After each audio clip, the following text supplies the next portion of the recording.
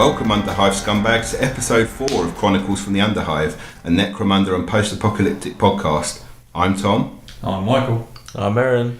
And we have a very large episode again for you today. But before we start the first segment, we will be providing the winner of this month's competition, the generous prize provided by Battle Foam for the Necromunda foam tray. It's over. We managed to get the 500 members on the Facebook group, so thank you everyone. So they've sent us the tray, which will be what you can either fit into the pack 352 bag or the pack mini bag for the smaller the foam, or it can go like I do straight into the Necromunda box, so you've got everything you need and you can carry it around safely. We will be introducing, we will be telling you who the winner is going to be at a random point in this podcast. So between one of the segments, you will hear, if I do remember, to announce the winner of that. So well done. Thank you for everyone who has joined the Facebook group. And then we'll be discussing some of the other things that we have, other groups that we've looked at, our Instagram account and stuff. So well done for the winner. Yay! Well done. Hopefully, if you can post a photo on the Facebook group once you've received it, just so we know you have got it. Yeah. That would be awesome. I'm trying not to say the name of the person. So before I do that, let's go into segment 1. What have we been up to?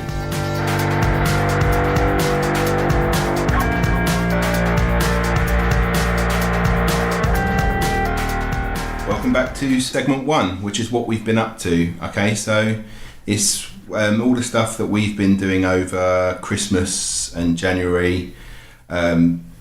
Sadly, I have done some, but like I said before in the previous podcast, I'm planning to move, so my wife's given me a huge list of, technically I was painting, but the garage and bits around the house where the paint's been scuffed doesn't really count, unfortunately. It did. I painted my garage a couple of years ago and put that in the hobby I'm update. pretty sure you What did size it in brush? paintbrush group. Yeah. What size brush did you I was use? using a brush and a roller. But in regards to mine, I've been doing the Promethean Forge stuff. Erin's just decided to have a cheeky treat and then realised that we're recording. Sugar rush. With the Promethean Forge terrain, I did try a few times to do the chipping with the hairspray and bits and pieces and the salt, and I just couldn't get it to work properly. I'm not sure if it's because with the MDF being quite flat and it was hard to actually find bits to chip. I tried 2 different sorts of silver spray over the top to see if it was the silver spray cans that were drying so hard that I couldn't chip away, but even when I airbrushed the silver, it just wasn't coming off in the way that I know it's supposed to. So what I've done now is I've sprayed everything the rust colour, which I've posted before, but I'm going to airbrush some flat panel colours, and then I'm also just going to sponge silver the areas that I want to be silver, and then the rust will naturally be there. So I'm thinking that's what I'm going to do, and I'll also add some 3D sort of contouring bits with some filler and such like to just bring the rust out a little bit. But that's going to be my plan for going through to January till our next episode, February. I'm really going to push towards getting the terrain done. I've begun work on my Goliath gang, so I know I've posted a picture of my Immortum Joe model that's now completed and my Rictus model's built, but I have actually completed all the other Goliaths ready to go in that gang as well. Cool. I'm still trying to work out how I'm going to do the bullet farmer, because I'm going to do him for the river. It's going to be a tough champion. Yeah, I might even try and green stuff bullets. Whoa. Which are very, very tiny. Why don't you go around to people's houses that have been building Goliath gangs and pick up all those cigars? All the cigars. Listeners, send in all your cigars. Yeah. Or just your addresses and someone go around and scour your carpets. Yeah, I'll just hoover it up and then just pull through all the little dust particles to finally find a cigar. Could you imagine how small an envelope would be to post a cigar? But yeah, I'm trying to get my head either using. I went to Zinj Industries the pace I like. They've got the flexible ammo belts, like you were saying. But sadly, the small ammo belts, they've sold out. Oh. I spoke to the guy and he said that they'll be done in a couple of weeks, and he did say that they'll be ready for salute, hopefully. April? Yeah.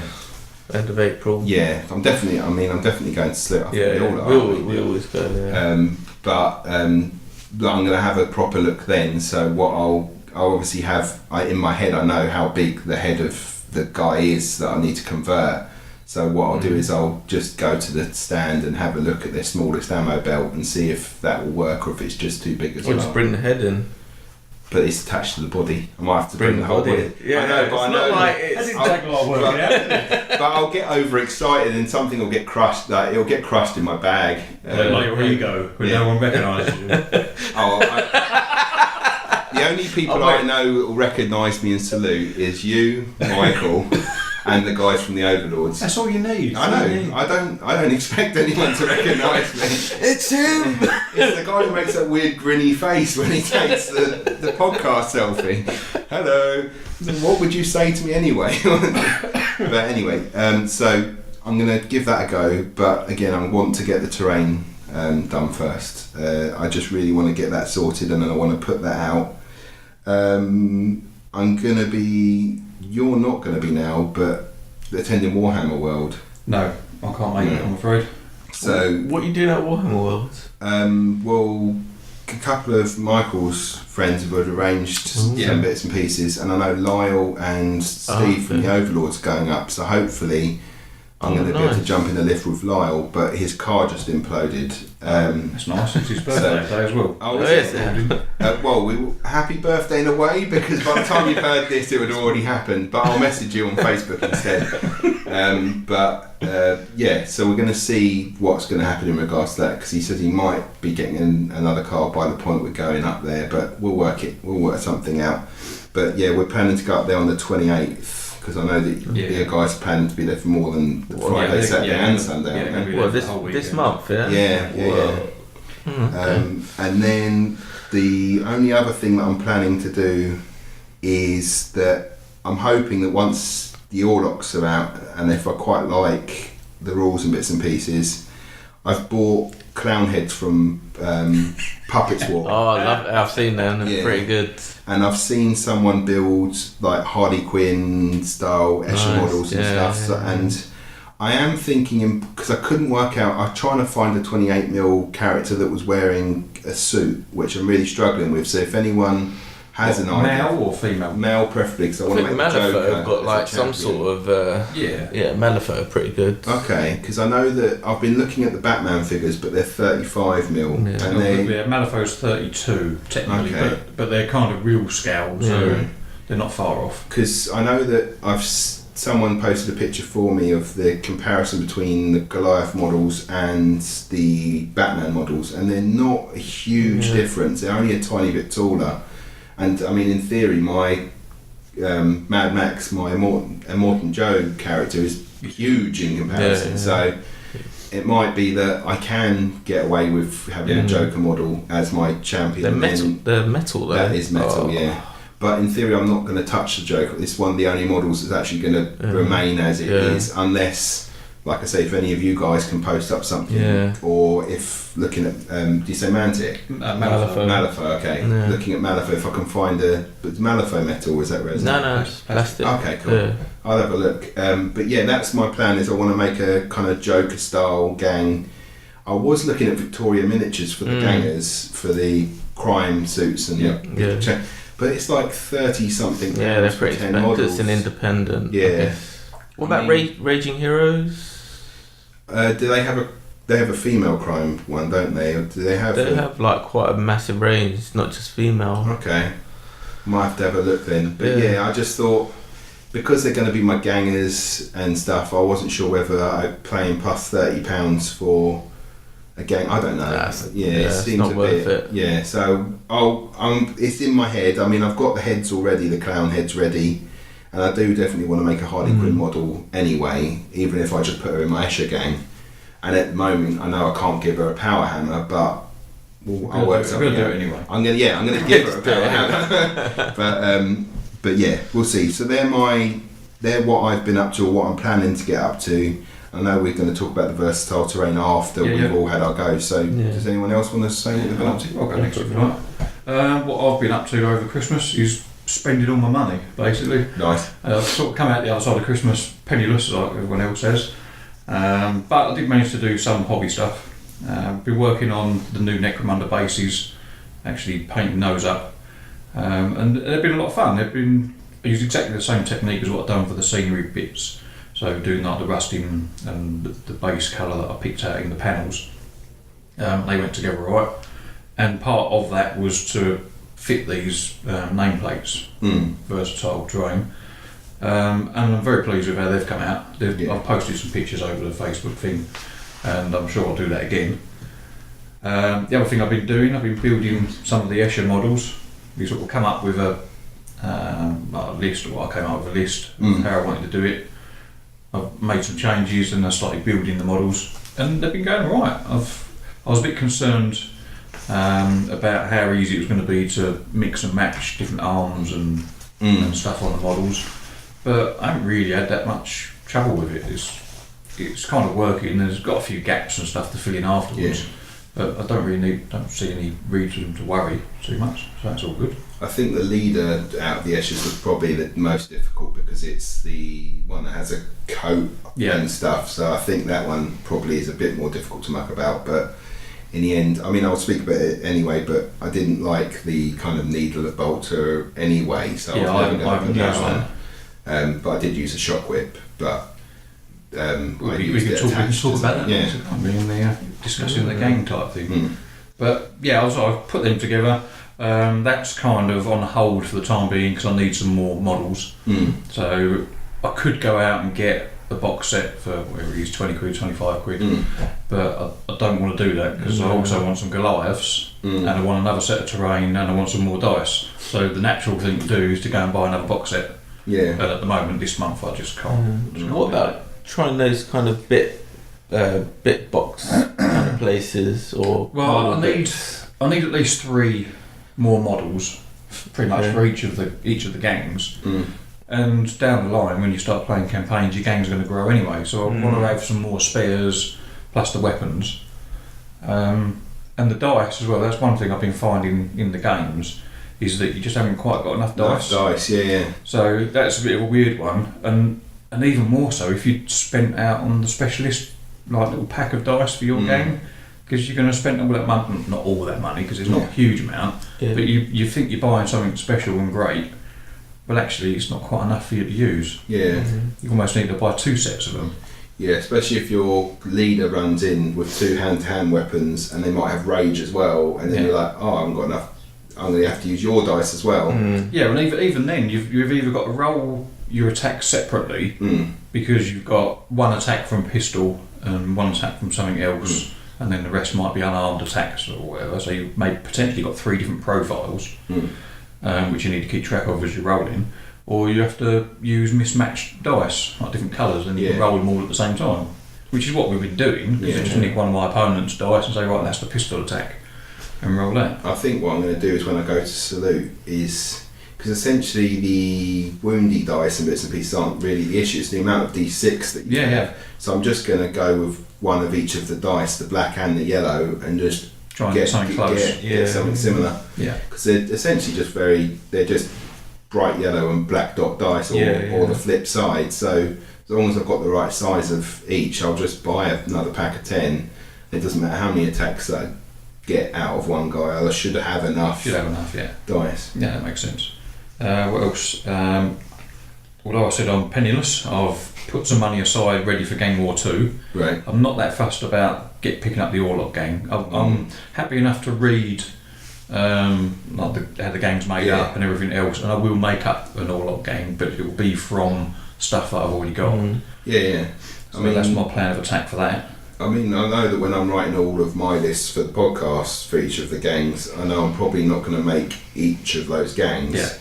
because I'll probably be penniless by the end, and I can't. In a month, I don't think I can spin around a gang a month because it's the terrain and bits and pieces that get in the way. I don't plan to make every one of the. I probably will. But it would be nice from a completionist sort of perspective to say you've got all of them. Yeah. But at the moment, for me, that's just not realistic. So I'm just trying to be a bit more real. Over Christmas, I was trying to digest the Gang Wars campaign system. Sort of reading through that. And I worked out how I was going to organise the campaign I'm going to do with my mate and his boy. We actually started that 3 weeks ago, at the beginning of the year. So that's been going okay.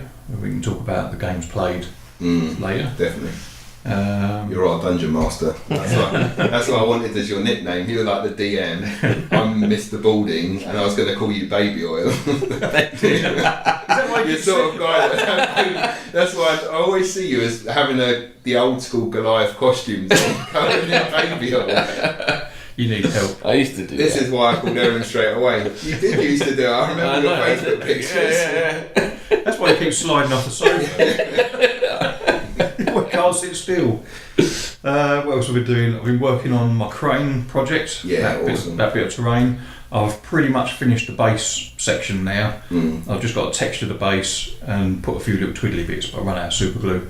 So beginner's mistake. Running out of super glue. I thought I had it covered, but obviously not. So hopefully for the next podcast I shall have that done, or hopefully by the time this one gets released I should have that finished and primed, and then I'll try and get it painted by the next one, and then perhaps I'll bring it along and you guys can go, you want to play on it? Well, but then that's in that theory. If I can get the wooden stuff done in that time as well, we can have a game again. Oh, that sounds fantastic. Yeah, 3D time. Oh, it sounds good to me. We'll have to get all those little objectives and stuff all painted up as well that come in the... Aaron's job. That would be my job. To get all those little ammo crates and bits and bobs and bulkheads all... That sounds like a good plan. Okay. So in a month's time, Aaron will have like one that's been... it's immaculate. You can see the screen and the little dots where someone's walking up towards them. It will look amazing, but it will be one. It's so clear you need to be able to read the password. We'll put it in like the corner of the map. And then the guy punches it because he can't get the door open. In other news, I got for Christmas the Orc War Boss for 40k on a war bike. I saw that. It's a great model. Yeah, I love it. lovely model. I'm ruining the fact that it didn't come with any build instructions, but I think that's just a Forge World thing. They just it didn't have any. It's quite an old kit. Yeah, I guess that's why it doesn't come with the. It had like a bit of paper that had some photographs randomly telling you what with it assembled, randomly pointing saying that's the ammo thing and this is his head. Geez. And you think, well, I know that's his head because it's his head. But there was nothing, no exploded drawings or telling you what bit goes where and none of that. So I had to make it up, and I ended up with 2 bits left over. But it's orcs, so it just works even if bits are missing. Oh wow, that sounds horrible. All my Forge World stuff has been in recent custode stuff, so that's properly that's there. But ironically, I emailed them over Christmas, obviously when I opened it up and realised there wasn't any instructions in there, and I got a reply on the day that I'd finished putting it together. So there was a little bit their customer late. service is brilliant, I think. They got back to me, but the guy said, can you give us the receipt number or something, rather proof of purchase, which is fine, but it was just ironic that it was the day before that I'd actually put the thing together, because I was itching to build it. But that's done now.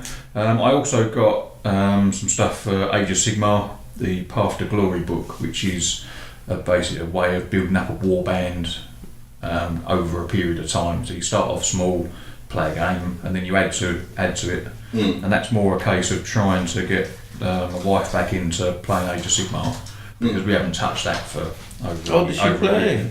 Yeah, she loves. Wow. She's a proper sort of dyed-in-the-wall goth, so she likes anything death. So that's all good. So she's got loads of skeletons and vampires and stuff to play with, and she just enjoys the aesthetic, and she had a good laugh playing it because it was so simple. Age of Sigmar, where they dumbed it down from old fantasy, right? And she found it easy to pick up and easy to play with. We just haven't played. I've got to remind my wife that she was a goth once as well. So if I can release her holding her goth, then hopefully I can get her to start playing games. It's a lifestyle choice. Yeah. And then finally, I picked up the Gaslands rule set for a bit of Mad Max car combat action. Oh, I hate I've just started to read through that. But I did actually build a car. It looks awesome though. Yeah, so I used the same rusting technique as what I did on the other scenery bits and pieces. But I went about it a bit arse about face really. Oh, we're going to have to have an explicit thing or a beep now. Sorry, Aaron. Is that it had all plastic, all decals, stickers, transfers, whatever you want to call them, all over. You'll need another one. So I scratched all those off with a craft knife. And by the time I'd done all that, the actual paintwork on the car looked really good, and I thought, I quite like that. Saved me having to paint it, but there was obviously bits that I wanted to paint, the bits that I'd stuck on it, the weapons and the bits over the windscreens. So I ended up getting blue tack and just smearing that all over the body panels so that they wouldn't get painted when I primed it. And then once it was encased in blue tack with a few exposed bits, I primed it and then done my normal painting. Nice. And then put a wash over the whole lot. I like it. And a bit of rusting, and it's come out really well. So did you chip? Sponge for the just sponging. Nice. And it's just so easy to do, but it looks really good. It looks like I didn't do it. Yeah, they're awesome. And is that what you're going to be doing with this one too? Yeah, and I got a yellow one which I'll post up on Facebook. So at the moment I've just scratched off the transfers on that one, and that one needs to. I'm probably going to paint that one because I don't like the yellow so much. And what's the stuff on the windows? That is, when you get, you get pallets of stuff delivered, and it's got like the banding around it to stop the stuff, all the boxes falling off the pallet. Okay. It's like just a plastic. Oh, it's the plastic band. Cool. Plastic stuff that wraps around. But this particular one's got a texture on it that looks a bit like checker plate. This would be awesome for bases. Yeah. For a photocopy paper. I found it in a scrap bin, and I thought, you know what that looks like? That looks like a scaled checker plate. I'm having some of that. I'm gonna get bonus points for helping tidy up at work. But I'll take that down for you. Yoink. Oh, there's a random bit someone left on the floor. I'll have that. Yeah. But that's pretty much me, I think, for the month of December and January, really. Awesome. So there's Cool. Mr. Aaron. What have I been up to? Well, I was pretty ill over Christmas, so but I still managed to get quite a bit done. Painting my Goliaths, I've put them up on the group, so I'm pretty happy with those guys. Have you done them all? No, Okay. silly. Because I was like, I've seen No, I've been no, I'm painting them up. They're kind of in stages at the moment, but I'm pretty happy with how they're going now. Cool. I also got those Reaper paints over Christmas, which they're my new favourite paints now. They're really hard to get hold of, but yeah, they're really good. They just go on really nicely. They don't dry out. They dry to like a matte finish, so they're not too glossy. So if you wanted to paint, I know, skin, you might need to add like a satin varnish on top, but I didn't. I just left it how it is. Lotion. Or baby lotion, yeah, that goes with the theme. Yeah. So yeah, Reaper paints. I'll have to pick up loads during Salute because I think I'm gonna get a few more of those, especially their metallics as well. They're pretty good. I managed to grab some Broken Toad paintbrushes, so I grabbed the whole set. And I've been using them. They're brilliant. I think they're better than the Kolinsky Series 7 ones. I just find the tips don't hook on the end after you've used them for a while. I hate that, yeah. And the paint doesn't dry on them, and it seems to just flow off them really easily. And you also can get the spear shaped heads as well. They're not all, you can get round head and you can get spear shaped, which are great for doing edge highlighting and little scratches on your models. How much are they? Because I need some new brushes. Well, I got there was like a little gift box set. I think there's about 4 or 5 in there, and they're I think about £16. Okay. So they're not too bad. The Kolinsky ones can range from about £5 to £10. So I was going to buy some Windsor ones, but they were like a pack of 4 for like £30. Yeah, no, these ones are really good. And I met the guy last year at Salute. He's a really nice guy. Talked about the brushes and stuff, and I bought one off him and just fell in love. So I managed to get the whole box set for Christmas. Yeah. I went out for dinner. So yeah, I'm really happy with those at the moment. I've done some commission stuff as well. Ooh. I know. Yeah, trying to get some extra money. So I'll be going on holiday in March. Yeah, early March to Florida. So I'm just trying to get some extra pocket money. We're starting a Necromunda campaign at work because quite a few of the guys have picked up the box for Christmas. So we'll be playing on Mondays. We're going to call it Necromunda Monday or something like that. Yeah, well, Necromonday. Necromunda site use the Necromonday to post the pictures, don't they? That's it, yeah. So a few of the guys. What else? Oh yeah, I also won a little competition on C Studios Instagram page. I won a paintbrush. So if you guys are listening, thank you. Ooh. That was just from sharing. That was from just sharing their page and liking their stuff. Okay, you're a winner. I know. I've never won anything in my life. So well, you might have won the competition for the Battlefield. I know. I might have. Find out when you win it. Yeah. So a lot of hobby and painting over Christmas.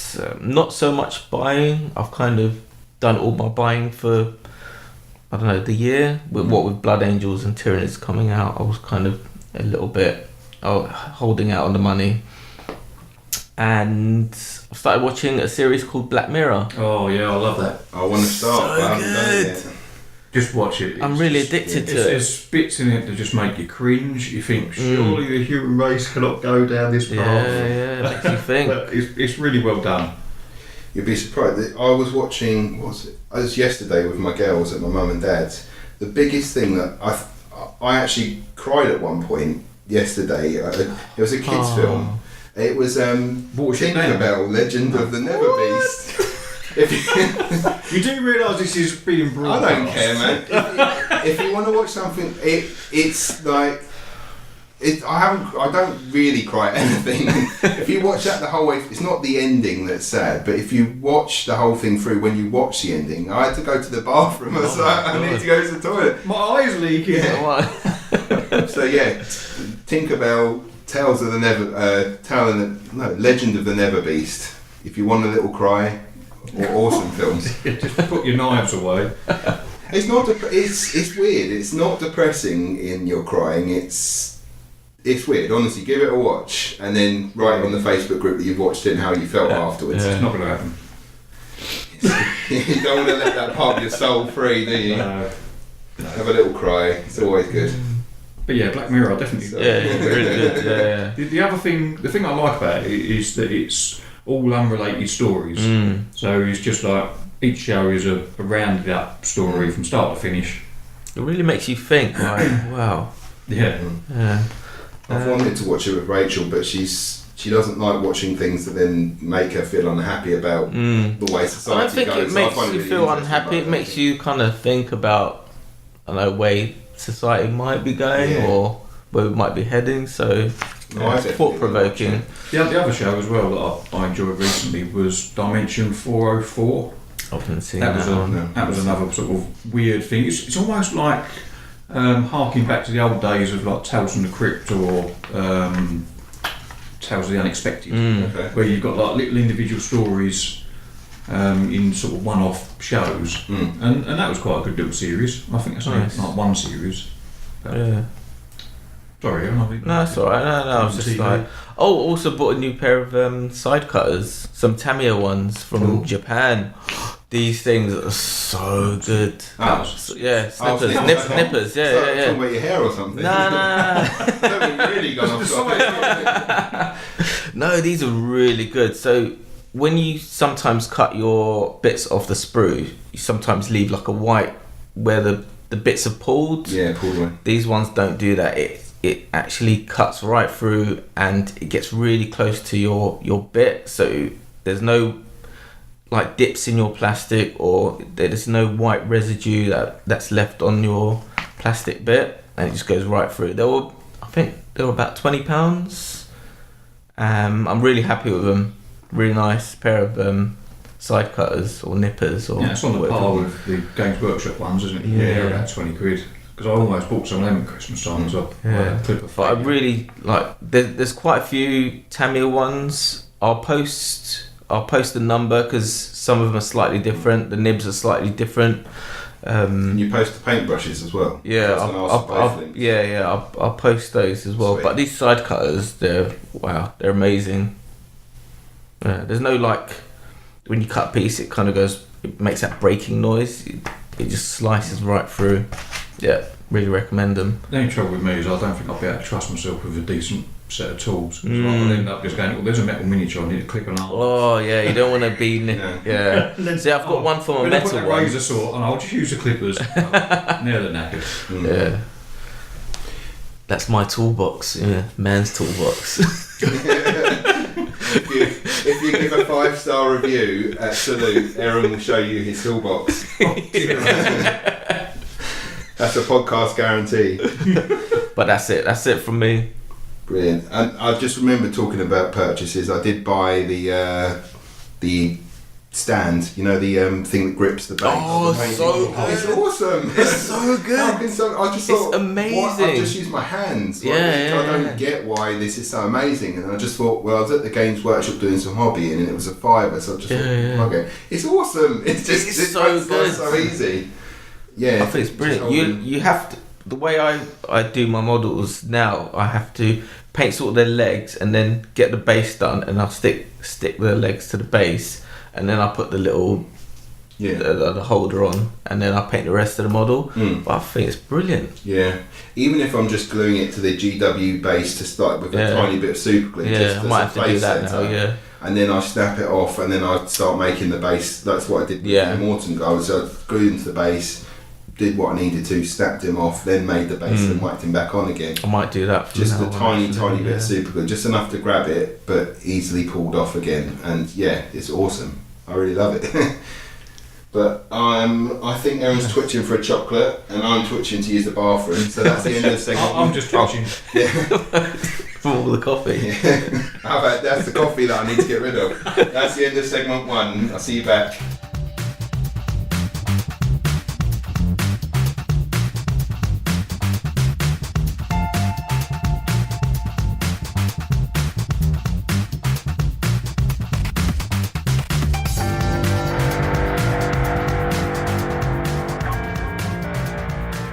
Back to segment 2, which is confirmed news, which is going to be a very quick segment because in theory the confirmed news was the same confirmed news as last month. So the Orlocks are coming out, and again they seem to be very auto gun, auto pistol heavy. The hired guns will be coming out. We've not really had, in theory they've not put out they've shown you kind of when people have gone to the events, and you can see kind of pictures of them, but there's not this is about to be released, these are the models pictures, and then Necromunda Gang War 2 is going to be coming out with them. Yeah, that's the only thing that's really got my interest at the moment. I think I'm just waiting for that to come out and see what's in the box, and then start making up some Orlock gangs. Yeah, I think I'll be doing the more of the hired gun bits. Yeah, same there. Just busting through my bits boxes and just seeing what I can jam with what. But essentially, there's no real more confirmed news apart from that. So very quick. It would be good if there was a way to make your own sort of hired gun. If there was a book that came out and you could build your own sort of bounty hunter or hired gun or some sort of mercenary. I had a feeling that might have been what it was in Gang War, or I'm hoping, unless it's just like, here are 6 hired guns. Yeah, they might just drop them in just to fill up pages on. In theory, if there's a female bounty hunter or female whatever, then I could just use my Escher parts and build it along those lines. I think it'll be cool to see what's in the book. I look forward to getting it, and obviously it helps to actually tell us what we're going to do for the next podcast. The sooner it's out, the better. But that's essentially segment 2. Well, there's no point pausing it. Might as well go straight into segment 3, which is the showcase, which is the lore and some of the interesting bits and pieces for the Eschers before we go into our gang list. And our local expertise reader, Michael, not putting any pressure on to make a mistake, is going to read the bit that GW have put for the Eschers. Yeah, good luck with that. Anyway, this is the second instalment of Reading for Numpties. So, House Escher is unique among the great houses of Necromunda, for its gangs are entirely made up of women. Masters of pharmaceuticals and chemical manipulation, millennia of dabbling in potent alchemical technologies has left their menfolk as withered and imbecilic weaklings, only suitable for doing podcasts. Oh no, that's not what they said. Good only for artificial breeding programs, models for them. which doesn't sound all bad, and gene harvesting. Yeah. Well, I could probably spare a few programs. genes. Yeah, I'll be right. I'm wearing jeans. That's a start. The House regards this as no great deficiency, and Escher gangers are among the most lethal to stalk the hives of Necromunda. What an Escher might lack in terms of raw physical strength compared to a Goliath, she more than makes up for in speed, skill, and sheer psychotic flair. Escher gang leaders rise from the ranks of the House by virtue of their destructive attitudes and furious intelligence. Many of their hive war maidens were once narco-terrorists, riot girls, or combat chem test subjects, too unhinged or aggressive for the house labs or trade clans. Their skills have been turned to wreaking havoc on Escher's rivals amongst the other clan houses. Ta-da. Hey, well done, Michael. I know I'd have mucked that up. I was going to say something else, but They sound pretty brutal, these girls. They're not. Yeah, they're definitely emphasising the ferocity and wickedness. Yeah. So I almost got the feeling of like dark elf tendencies. Yeah, Like when sort of reading the gubbins in the book. yeah. You know, like they're just cruel for cruelty's sake. Yeah, I mean, and then they've picked the ones that they can't control at all, who are in the gang. It's like, well, you're a rubbish test subject because you keep beating everyone up, so you're going to be a ganger now, which is pretty cool. I mean, the top 3 features that I've put on are that obviously it's an all-lady gang. It's bright. They're generally being seen with bright colours, and that they've got the drug. They're generally the drugs and chems people. They provide the drug and chems for the Yeah, I think that's fair. I think that's their part of the society. Yeah, I think the colours is easy to do because the models themselves in the current sculpts, they're definitely emphasising the hair. That seems to be a thing. It was previously, but obviously now with plastic technology as what it is, they can go even more extreme with their quiffs. And again, with the comparison to the old sculpts, they're very similar. I mean, they've got the boots, they've got that if you're able to paint like the leopard skin stuff, that's a thing for them. Just like animal skin colours. Their only difference is that they're a tiny bit taller, and they've got heels, which essentially accounts for that anyway. But that's a sculpting technology they've got nowadays and manufacturing technology, isn't it? Things have just come a long way since the days when we started out, and everything was very 2D, wasn't it? Everything was all in one plane. If you had someone with an additional arm that you could have pointing forwards, it was like, wow, that was something else. But now they can go in any free form 3D position they want. I remember when the games worked and the 40k that I started with, the dreadnoughts were cardboard pieces of paper slotted on. The cardboard dreadnought was just a little picture and a slot base. Yeah, it's come a long way. All your orcs are holding their axe to one side and their bolter on the other, and that was it. I mean, it's come a massive way. Obviously, the disadvantage of the new technology and the new sculpts is the fact that now the parts are a lot more fiddly than what perhaps traditional old school Necromunda players will be used to.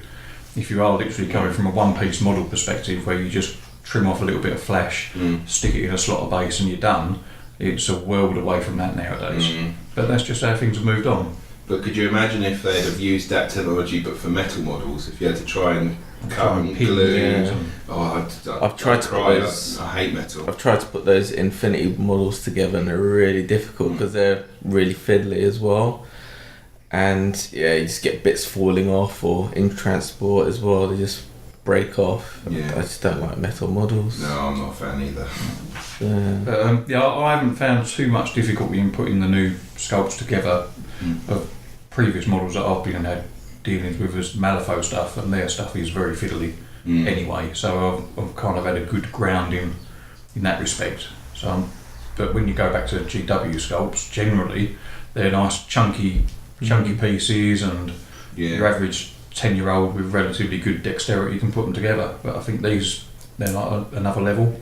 I'm too used to Space Marines. It's that problem. Huge arm, huge hands, shove them both together and off you go. Yeah, you don't appreciate how easy they are to put together until you start getting confronted with the modern era of plastic technology, really. Yeah.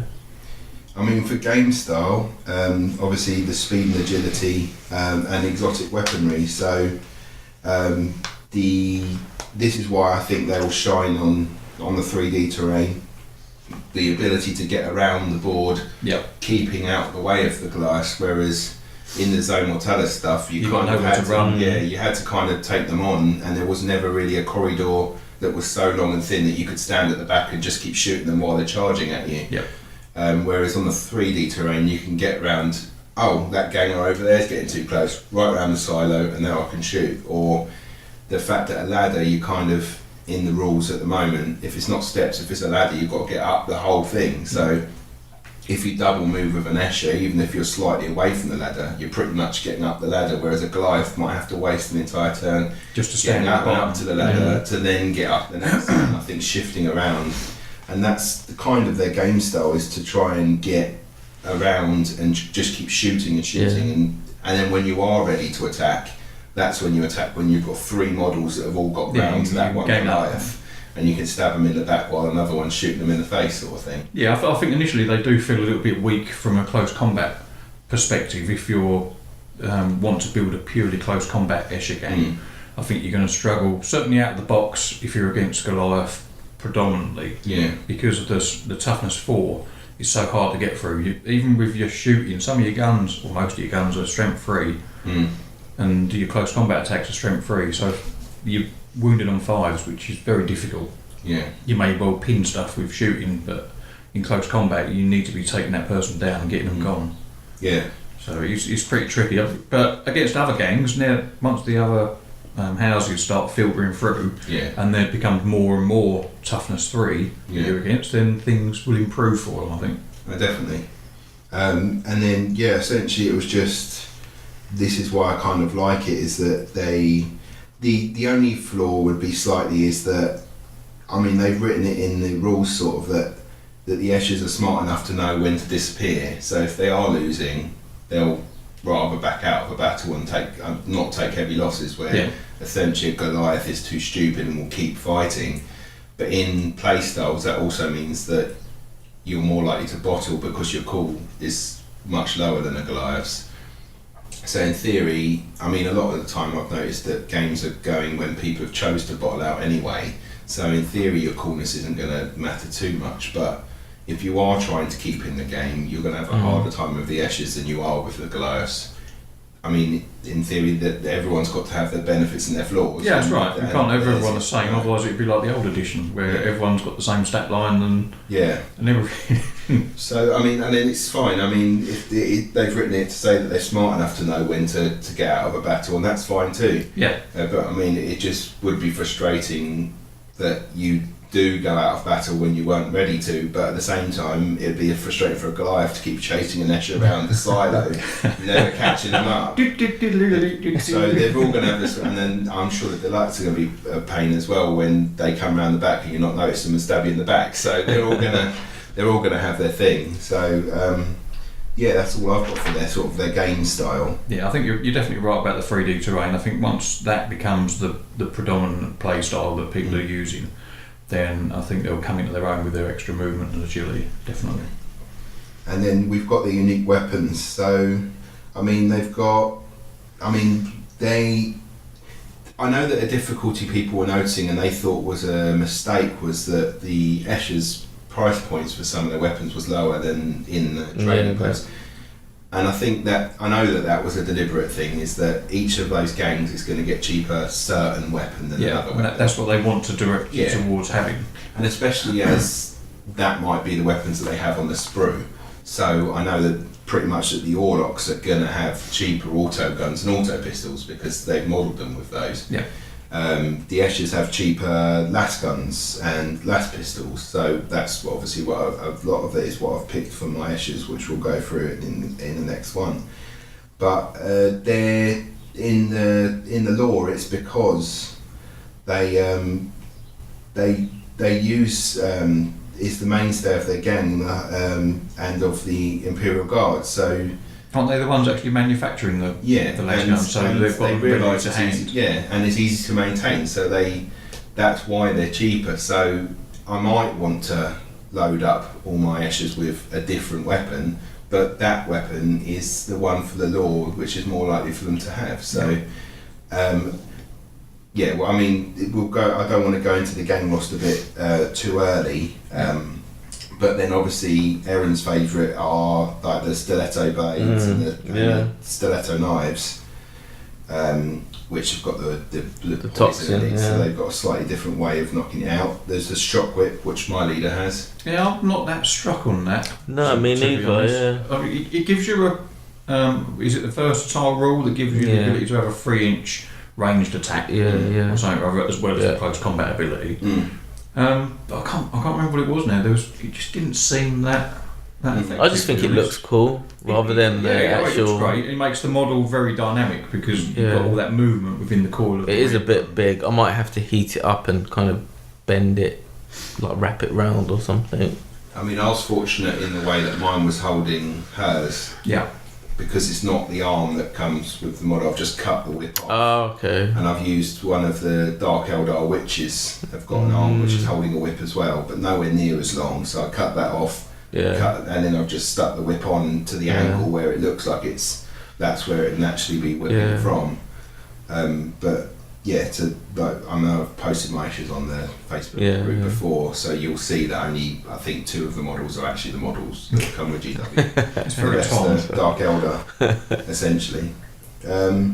And then there's the needle bolt gun, which I've not been too enthralled with. I like the look of it. The actual sculpt itself looks really good, and it's probably something I will include because I've got at least one anyway. Because you've got the sprues. You've got 2. You've got 2. Yeah, because you've got the identical sprues, and then I intend getting another lot, so I'll end up having 4 of things. So I'll probably end up converting. I'll try and include one in the gang at some point as it progresses. Just because it's a standard bit of kit, and I'll probably use it for a conversion on something else. I just think if you're going to have a gun that has 2 firing options, then the firing options got to be at least as good as the original gun. And the needle gun, I don't find the bolter at the moment. People have noticed is a really good weapon in itself. So I'd end up running around with a bolt gun with a needle at the bottom where I'd never use a secondary weapon, and it's more expensive because of it. And I'm like, well, I'll just get a bolt gun, which I can't do at the moment because it's not one of the weapons that's, if you're going to go purely on the list that the Eschers have. Is that in the trading post? Yeah, it's one of the trading post weapons. So you can't buy a bolter at the moment. You can only buy the needle bolter, which is a bit of a shame. But yeah, I don't think I'll be. It doesn't take you long though to build up your stash, provided, depends on what mission you're doing, as long as your opponent doesn't nick half your money. Then you can build up your money and you can go and buy these things. So it's not the end of the world, but it's just that starting feel that you want to try and create for your game. Yeah, I think it's just that first weapon is so good, it'd be like, why would you not be firing this? It's like, you've got a bolt gun and what I've done is add a tissue dispenser at the bottom. It's like, you can fire a tissue at people. It's like, well, that's great, but I'll just keep with the bolt gun ammunition, cheers. And it seems like it looks cool, but again, the bolt gun is so strong as it hits, you don't really need the poison of the weapon, because unless you're fighting Goliaths, but bolt guns just strength 5 or something, so it's wounding on 4s anyway. Yeah. So I'll just keep firing the rapid fire bolt gun and just hope I don't run out of ammo. But I mean, again, they'll be mucking things backwards and forwards. And then the last thing is the chem thrower. It looks really cool.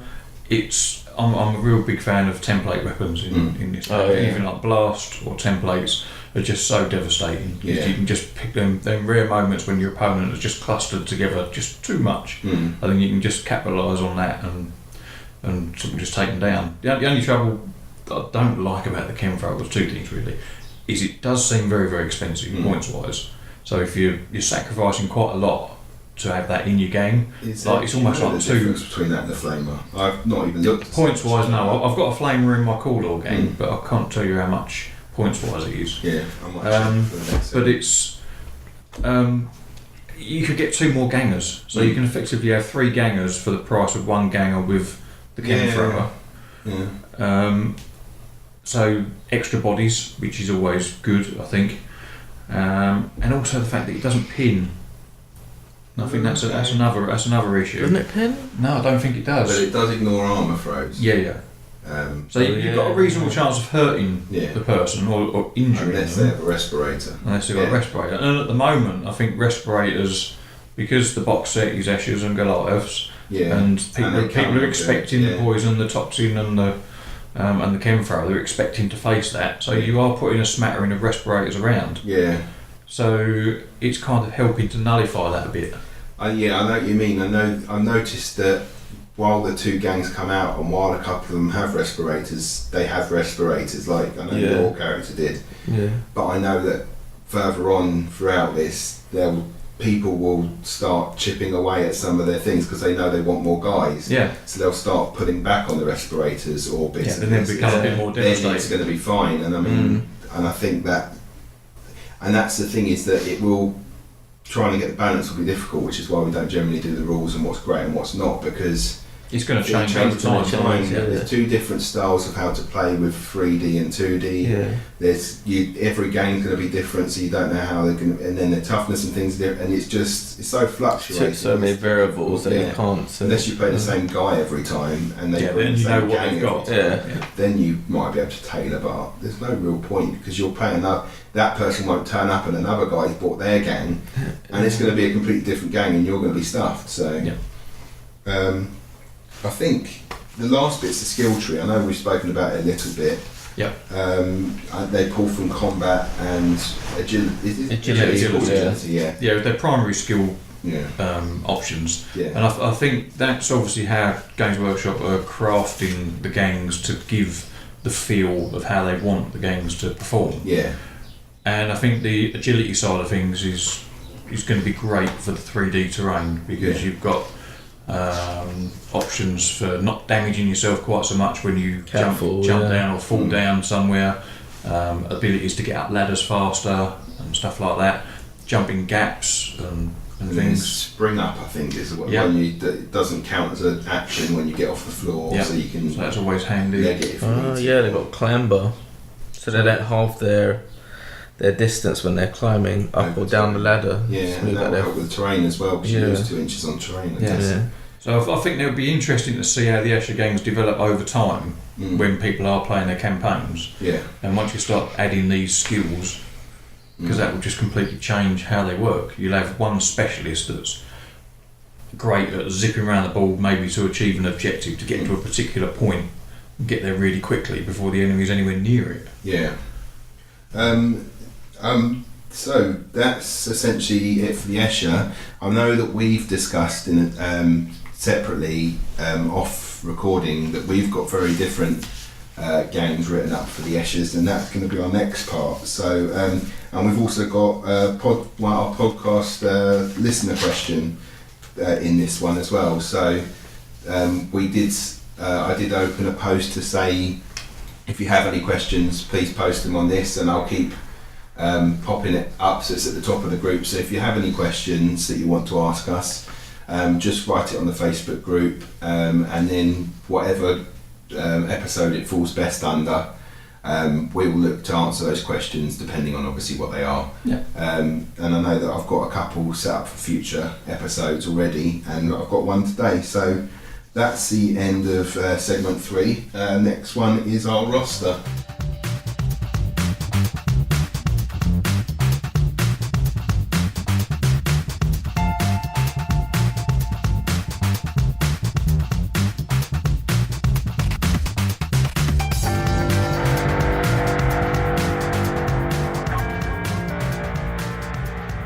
Welcome back to segment 4, which is our roster section. So we're all going to talk about our Escher gang and why we picked what we picked. But first, we're going to have our listener question from James Oliver, which is, what is your favourite basic weapon? Has it changed after you've played a couple of games? Can you see yourself wanting to pick up the basic weapon if you don't have it in your gang list?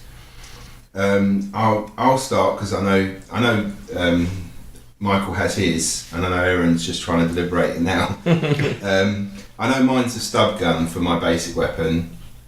I use it for my juves. I use it as the backup weapon for most of my specialists and stuff. It's just a cheap weapon that you can pretty much rely on unless you're really unlucky with ammo rolls and bits and pieces. But it's like, well, at the time when it was the old game, this lady had a plasma gun. If it runs out, she's still got a stub gun. Or if the flamer runs out, it's alright because she's still got a stub gun. And it's always, like I say, my obsession of having at least 2 attacks per ganger. So mine is definitely a stub gun. I've played a few games now and I still use it as my backup. It's not my main weapon, it's not the one that if I was trying to pick the most deadly weapon, but it's a weapon that you'll probably find on most of my gangers if they need a cheap backup weapon. So mine is the stub gun. Okay, I shall slightly dodge the question because I don't think the weapon I'm going to choose is a basic weapon. Yeah. But playing Corridor, it's very much all about the burning stuff. So my favourite weapon at the moment is a flamer.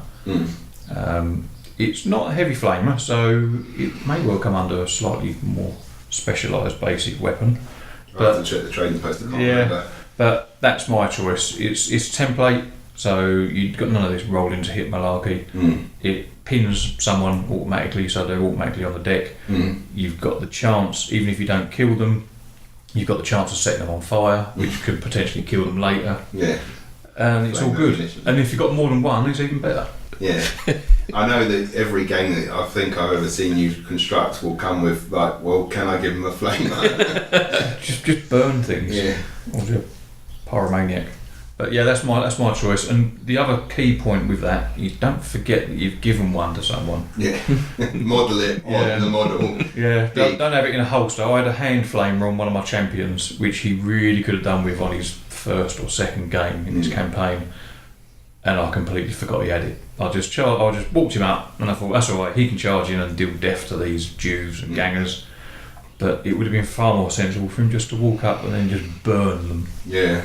But I forgot. Oh, nice. Because that would be an awesome, because I remember with the Redemptionists, or was it the Calder, the secondary weapon on a shotgun or whatever, was the little hand flamer that went underneath it. Now that's a cool secondary weapon. Yeah.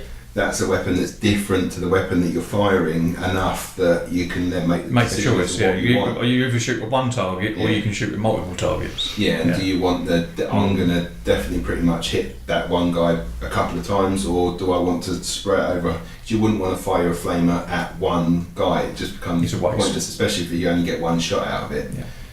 But it's very opportunistic because you really want to try and see where your opponent's moving their stuff, and if there's any sort of clustering going on, then you want to try and take advantage of that if you can. Yeah. And it's just so sweet.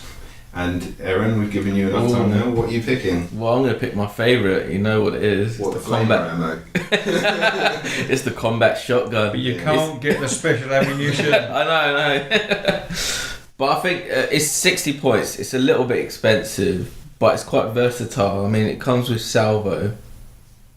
So you've got your rapid fire. It's a strength 4 weapon, so you're wounding most always on a 3+. 12-inch range. It's not that far, but on the Zone Mortalis, it really works really well. Yeah, I wonder how effective they're going to be once the board sizes start increasing. Once you get up to a 4x4. That's it. Mine's just going to keep running back. That's guns while you're running out. Yeah, they've got a 4-inch move and then they've got a 12-inch range, so you just got to stay back 16 inches. Yeah. So. Also does 2 damage, so it's great at taking out like champions, leaders. It's got knockback, so you can just shoot people off like the edge of terrain. That's pretty good. Or if they're backed up, that's just fun. And if they're against some terrain, it does. I think if Extra damage. it does an extra damage. So you're hitting them essentially up against the wall. So they're knocking their head on the back of the wall. That's kind of 3 damage then, isn't it? Yeah. So, Yeah, once you do the brutal. damage, rather than doing the 1 or whatever it does, Yeah. so then you do an extra 1. It's pretty brutal. Or you can go Shredder, which is only strength 2, but it's a template. And then my favourite, which you have to buy at the trading post, I've learned. Do you? I thought it came free when you made your gang up. Yeah. And it's got Blaze, so Firestorm. It's got Blaze, so it's strength 5, setting people light. Brilliant. No, it wasn't for me. But yeah, so there are go-to weapons. I know I used to love the plasma guns, but they're a bit harder to get at the moment. I don't know if with Vansar they might get that as one of their regular sort of guns. Yeah, and to be honest, I'm alright with particular gangs only having access to particular weapons Yeah. in that respect. If they want to limit it a little bit to add a little bit of flavour, because then you know when you're facing that particular type of gang, you're expecting Yeah. to see something particular coming back at you. But I think they deal with that well by making certain weapons cheaper for certain people. Yeah, so Where you look in the trading post for a plasma gun, what I'd buy for my Escher is way more expensive than the Vans. And then or you got the rarity factor as well. So you roll that at the end of your game to see what level of rarity you're able to purchase. Because I know that one, like I was saying with hopefully my Harley Quinn sort of thing, I want to give her a power hammer, which is in the Goliaths thing. But I actually haven't even checked the trading post to see if it's there. But I think if it is, the Goliaths is going to have theirs cheaper, which kind of does do that. So if I really want to do a power hammer, I can still do it, but at my expense, sort of thing. So I think that's how you end up. And I can understand that each of them are going to have their specialisms and stuff like that. But I think if you wanted in your fluff of your gang that one of your guys is obsessed with flames and pyromaniac or whatever, even though flamers aren't his gang's thing, you can still go to the trading post and get that flamer. That's it. You can still get your fix if you desperately want it. And I think once the sprues again come out, that will be something that we'll have a bit more access to. It's just, again, when we talk about the gangs in a sec, I found it a little limiting with the stuff. So, who wants to go first with their gang? No, I don't mind going first with the roster I've pulled together. And like we've always said, we're not professional gamers and stuff, so this isn't about building and crafting the most tactically astute, perfectly efficient gang that you could ever do. It's more a case for us, I think, kind of picking a theme and sort of running with it. The theme that I've went for with my gang was to, one, try and get plenty of bodies. I could have got more if I went for more juves, but it's only going to be a difference of 1 or 2. And I went with las guns, working on the theory that, one, they're cheaper to buy for the gang, so that's obviously a good thing. And secondly, from a narrative perspective, just saying that every ganger is issued, or every juve is issued with a las gun from the outset, and that's their baby. They look after that, which fits in with the rules that Games Workshop have come up with, saying that you keep your equipment all the way through and stuff like that. Yeah, I struggle with that myself. I do agree. So they've gone for las guns. So in that, I've got 1, 2, 3, 4, 5, 6, 6 gangers. Each of them have just got las gun. I've given them no close combat abilities. So the hope is that they can just keep the enemy at arm's length, and just hopefully try pinning them and not necessarily hurting them, but at least keeping them pinned, keeping them busy. It's pretty brave. I've not ever been brave enough to have a gang that doesn't have at least something to hit people with. Yeah. So you're just punching with fists then. That's it. It's all unarmed attacks, and the same with the Juve. The Juve has also got a las gun, but no close combat weapon. Right. The hope is that if they survive the game and they manage to generate some cash at the end of the game, I can then start sprinkling around sort of knives and things like that, so people can get the combat weapons. Hopefully, that's if they survive. And then I've got 2 champions and a leader. The leader I wanted. I think the problem with this is that I watched Oh my goodness, can't think of the name of the film. Mad Max. No, it wasn't Mad Max. I'll come back to that in a Tinkerbell. No, it wasn't Tinkerbell. Legend I of wasn't the crying Never with my tissues attached to the underside of my bolter. I can't think. I think I've come up with a good idea now. Yeah. Anyway, it's a film which is really vague. I'll post that in the link at the end. You'll remember it when we talk about something. But there's a female character in that, and she had a pair of swords, and I thought that's just a bit awesome. No, it wasn't Kill Bill. So I've given her a pair of power swords, which is the ultimate in expensive weapons that you could possibly think to give to one model. So if she ever comes up against anyone who's got power weapons, she's got the potential of being able to parry two of those attacks. So hopefully the idea is that she can go up against the biggest, baddest power weaponed person and basically just stand there and not get hurt. Yeah, that's pretty good. Whilst dishing out some pain. I also gave her a las pistol as well, just to because so she can do a little bit of range shooting. I gave her a counter attack as a skill. Okay.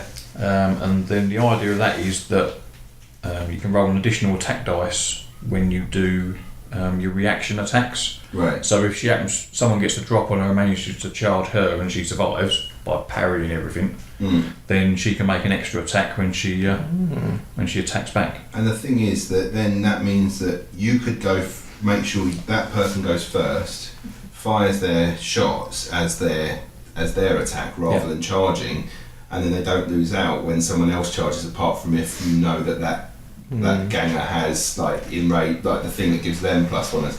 Yeah. The only time you'd want to attack then is if you know they're going to get bonuses for coming at you apart from. Yeah. It's also slightly better than that. I was just rereading the rule now on the fly as we were recording. It's not just an additional attack. What it is, you get an additional attack for every miss that your opponent makes.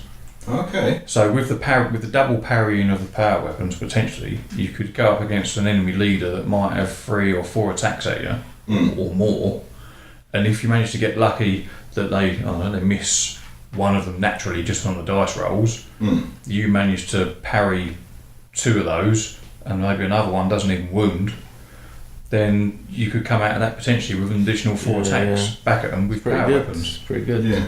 So that's the idea for that. I don't know how she will survive. Oh, so beardy. We've now become the rules podcast. Well, it's just a thing, you know. Yeah. I got shot in the face first round. Then I've gone for the champions. So I've gone with a stiletto knife on both of them. One of them's got a stiletto sword, so she's kind of the underling for the boss because she's trying to mimic the boss with her 2 swords. Right. So she's got a stabby knife and a sword. Yeah. So that's her. The one with the sword, I've given a combi weapon, just so she's got options from a shooting perspective. And she's got disarm, and the disarm is when you're making an attack. I think if you get 6, if the weapon already has this trait, then the target will be disarmed. Disarm trait. So I need to look elsewhere for that. But that basically, I think it's on 6 when you're attacking or there. Road cleaver style thing. Yeah. So it's the rule for that. So it can help to nullify hits against them or future hits. Yeah. Because it means then, even if they've got a fancy weapon, they can't get to use it because they have to use unarmed attacks. Yeah. So potentially you can go go against them to your level of fists. Yeah, that's the idea. It's more kind of defensive rather than offensive. But I think because they're relatively weak, I think they need a bit of protection. Yeah, and you can get out of combat now as well, can't you? Yeah. And then the final champion, like I said, it had the stiletto knife, but this one I gave 2 shooting weapons. So she got a shotgun, just because shotguns, and a plasma pistol. So I've got something that can deal a bit of ranged, relatively high strength, if I can pick and choose my targets. But because she's got the pistol and the knife, then she's got extra attacks in close combat. Cool. So that's kind of what I went, and that came in at 1,000 credits or 1,000 points or whatever it was. So I'm in the process of building it up, but I've just run out of bits. Okay. So once I've got I've got another box set, I should be able to complete that gang. Sweet. Yes, nice. I kind of went on the same route. I'll start with my leader. Well, together I've got 6 gangers, 2 champions, and a leader. So I'm falling short by a few guys, but I've really gone like an elite kind of group. So my leader, he's got a power sword as well for the parry. But instead of an additional power sword, I've gone for a plasma pistol, just in case she comes up to anything that's a little bit tough. Yeah, so you've got that high strength attacking combat. But I am paying the credits, which is 50 credits, which is quite a lot. Yeah, it's quite expensive. Yeah, I think I've got the same. And she's got a respirator as well. I thought, it's cool. I needed to spend the extra credits, so yeah, respirator. And then she's got the skill dodge, which basically is like a 6+ invulnerable save. Was that for shooting? Shooting, templates, combat. So it's pretty good. Yes. And in case she gets hit by, say, a template weapon or blast marker, she kind of moves an extra 2 inches, which gives you that extra distance to go closer to your enemy. Or further away. Or further away, yeah, or hide. So that's pretty cool. So that's my leader. I've got a champion with a chem thrower. So initially, when I first started doing this list, I had 2 champions with 2 chem throwers, and then I realised how I'd end up with like 6 bodies on the board, so I cut one of them out. And she's got a chem synth, allows her to wound easier, and she's got the skill spring up, which gets her, if she does get pinned, she gets up for free, so she's not wasting I think just taking the agility test or so you take some sort of she just gets up for free. Yeah, pretty good. I got the same. Yeah, I thought you had to pass a check and then you could do it. She just gets up for free, which is really good. Bring it up. Yeah, have a little initiative check. Oh, is it initiative check? I think they've got a fairly decent initiative as well. Yeah, you should do. So that's pretty cool. So with a chem thrower, she can get back up, move, and then fire. And then I've got another champion with a shock whip, but I just noticed I didn't give her a shooting weapon, so I might have to. She's got the 3-inch range. She's got 3-inch range, and she's also got spring up as well, so she can easily get into combat. And then I've got, let's see, all my gang. Well, I've got 3 gangers. No, 2 gangers. No, 3 gangers actually with stiletto knives, one with an auto pistol, one with a las pistol, and one with a plasma pistol, just to add a bit of flavour in there. But I couldn't decide to go with an auto pistol or a las pistol. They're kind of a little bit similar. One's got rapid fire, I think, and the other one, But you get the reliability of the reloading with the las pistol. So so I went with both of them, and then plasma pistol again with one of them, just in case she comes up with something a little bit harder to wound. And they've all got stiletto knives as well, because I just love stiletto knives in hand-to-hand combat. I think they're really good at wounding. And then I've got 2 gangers with las guns, just to pepper the enemy at distance. Yeah, you can have someone sort of holding a point further back on the table, just sniping. So I've gone very kind of hand-to-hand combat as well. With the champion with the chem thrower, would you be better to be putting that onto one of the gangers, and then maybe because you could maybe switch around the plasma pistol? I was thinking about that, but the 2 wounds, I'd like to keep her alive. I'll keep chem thrower on the table a bit longer. Yeah, I think it's so that extra wound I think helps, because I don't want to give an expensive gun to a ganger who might just get. He does seem wrong. Yeah, so I was kind of thinking about. I had a little think about that, but I'll keep it on the champion instead. And those 2 las gun girls, they're just for holding objectives or just shooting from distance, and they've got stiletto knives just in case they get into hand-to-hand combat, and just helps with the wounding. So that's my list. No, so to be honest, considering the equipment you've got on them guys, you're only one model down on what I've got. So you've actually done. You just got to do his maths for him. Yeah. No, this is all right. It's legit. It is legit. I double checked that. Someone listen to the podcast and add up there and see if it comes to 1,000 credits. Should I go on to mine? Yeah, go for it. Okay, sweet. I did the opposite of Aaron in regards to the chem flamer. So I'll start with I mean, my Escher gang was pretty much already made, so some of my choices were made from what I already had built. Yeah. So my leader comes with a plasma pistol and a las gun. So each of my gang members, apart from the Jews, will have a long range weapon and a close. And as I've discussed in this previously, I always want 2 attacks, so they'll always have a pistol and a close combat weapon. Most of my models, even the Jews. So she comes with a plasma pistol, las gun for long range, and I've given her the shock whip mainly because I just think it looks cool. Yeah.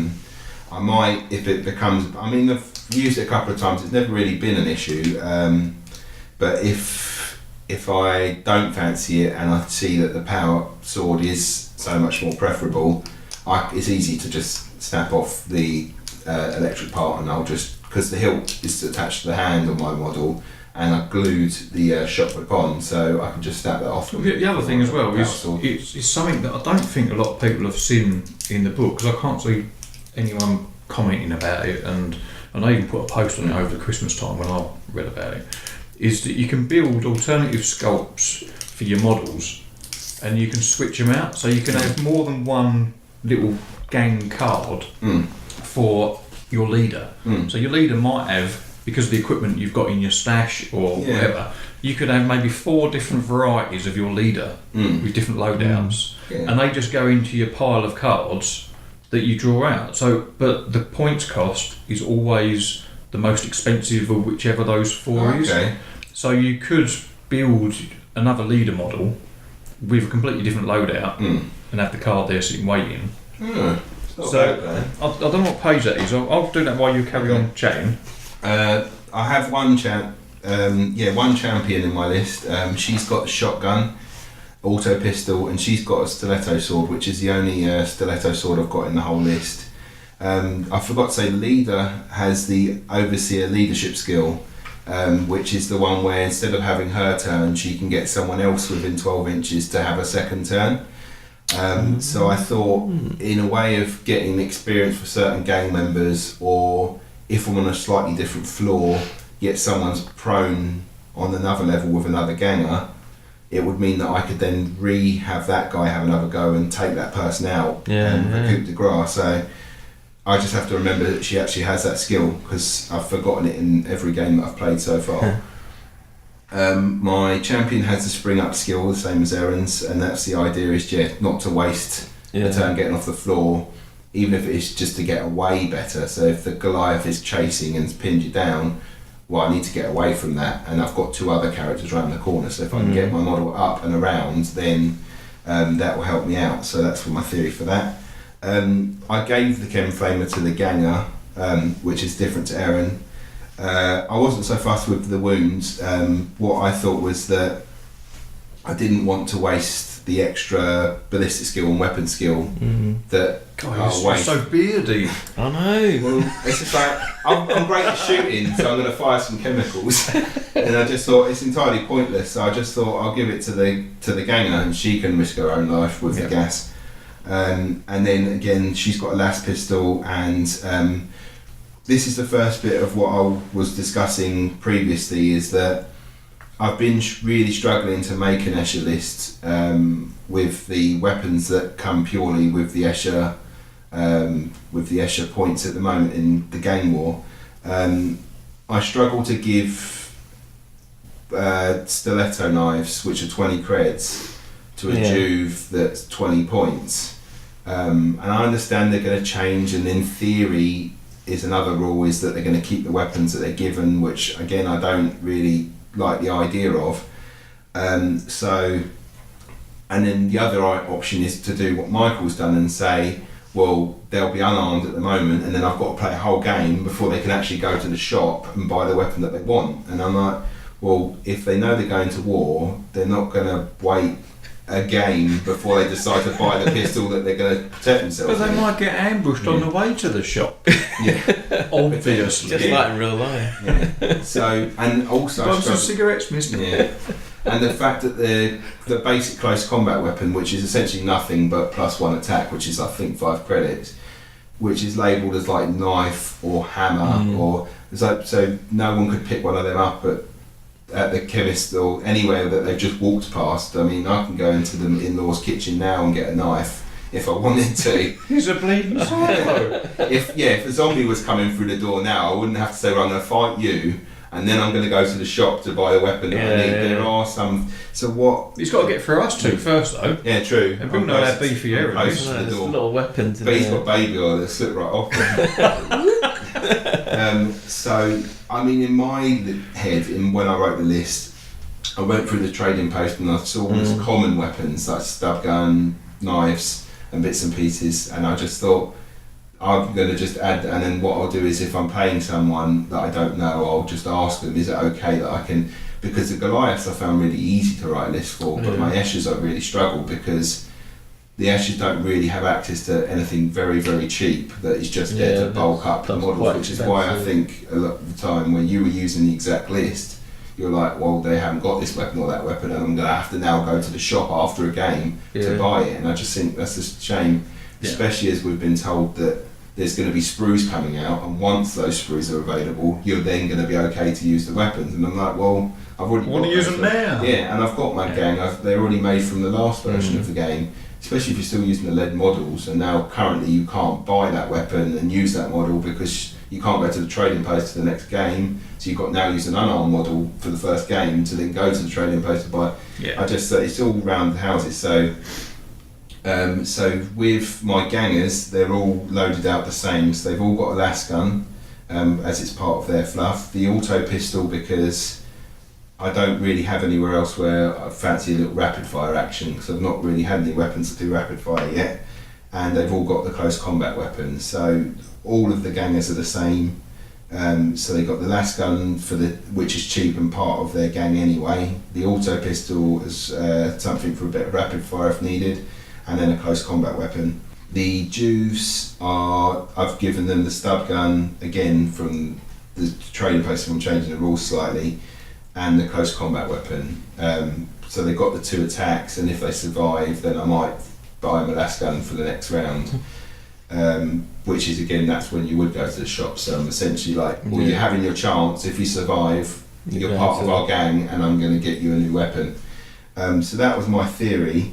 I just can't, if I'm getting them an auto pistol or a las pistol, which is fine, I don't mind spending that for a Juve, but then if I'm adding a 20-point stiletto knife onto a 20-point Juve, I know in theory I've got a chem flamer on a ganger, which in theory is much more expensive than the model, but that's because I need that weapon, whereas I don't really fancy spending a lot of the time more on especially a Juve, which could just has low weapon skill, low ballistics and everything else, and I'm having to now give them weapons that are more expensive than they are, which I don't think if I had a gang, if I was running a gang, I wouldn't give decent weapons to someone who could potentially die in the first game. So that was my theory, and I think I do find it strange that they couldn't have just added it's just one line of text, isn't it, like just a basic knife or basic hand weapon for whatever cost, and every game could have had access to that. It just makes sense. It is in the trading post, and it is a common weapon, so whenever you go to the trading post it's easy to buy, and in theory, but it's just like, even when I was watching battle reports on YouTube, it was, at the moment this is their first game, so they've got this gun but no close combat weapon, because what I plan to do is go to the shop and buy. There's no real need to do that for the first. They should be able to pick up a piece of rubbish off the floor, and that would be a suitable club they could use for bashing someone. I'll pick up this stick with a nail in it. It's going to be my weapon for this game, and again, it doesn't do anything. It doesn't give you extra strength. It doesn't give you. It's just an extra attack, and that's all it is. And I just think it's a shame that you have to play that one game and so in theory everyone will just say, well, I've just played my game, and these are now the weapons because I've gone to the trading. It just seems a shame that that's the way around, and the fact that those things are. I mean, I know you work in computer games, so sort of DLC is something that's kind of natural. It's a shame that you can buy those weapons in the future, but not until we've released the sprue for it, because these are the weapons that come on the sprue for the Eschers, so those are the weapons that you can buy. Yeah, I suppose that's the other argument, isn't it? Is that if they did have it on the list, it's got a knife, and then everyone would be phoning up Games Workshop, where do I get a knife from? We don't get a knife. And that So- again, but if like you said, if there was a thing on the bottom saying that all common items are possible to be bought, but you model them by yourself because it is a miniatures game sort of thing, then that's all I would have had needed on the bottom of the page.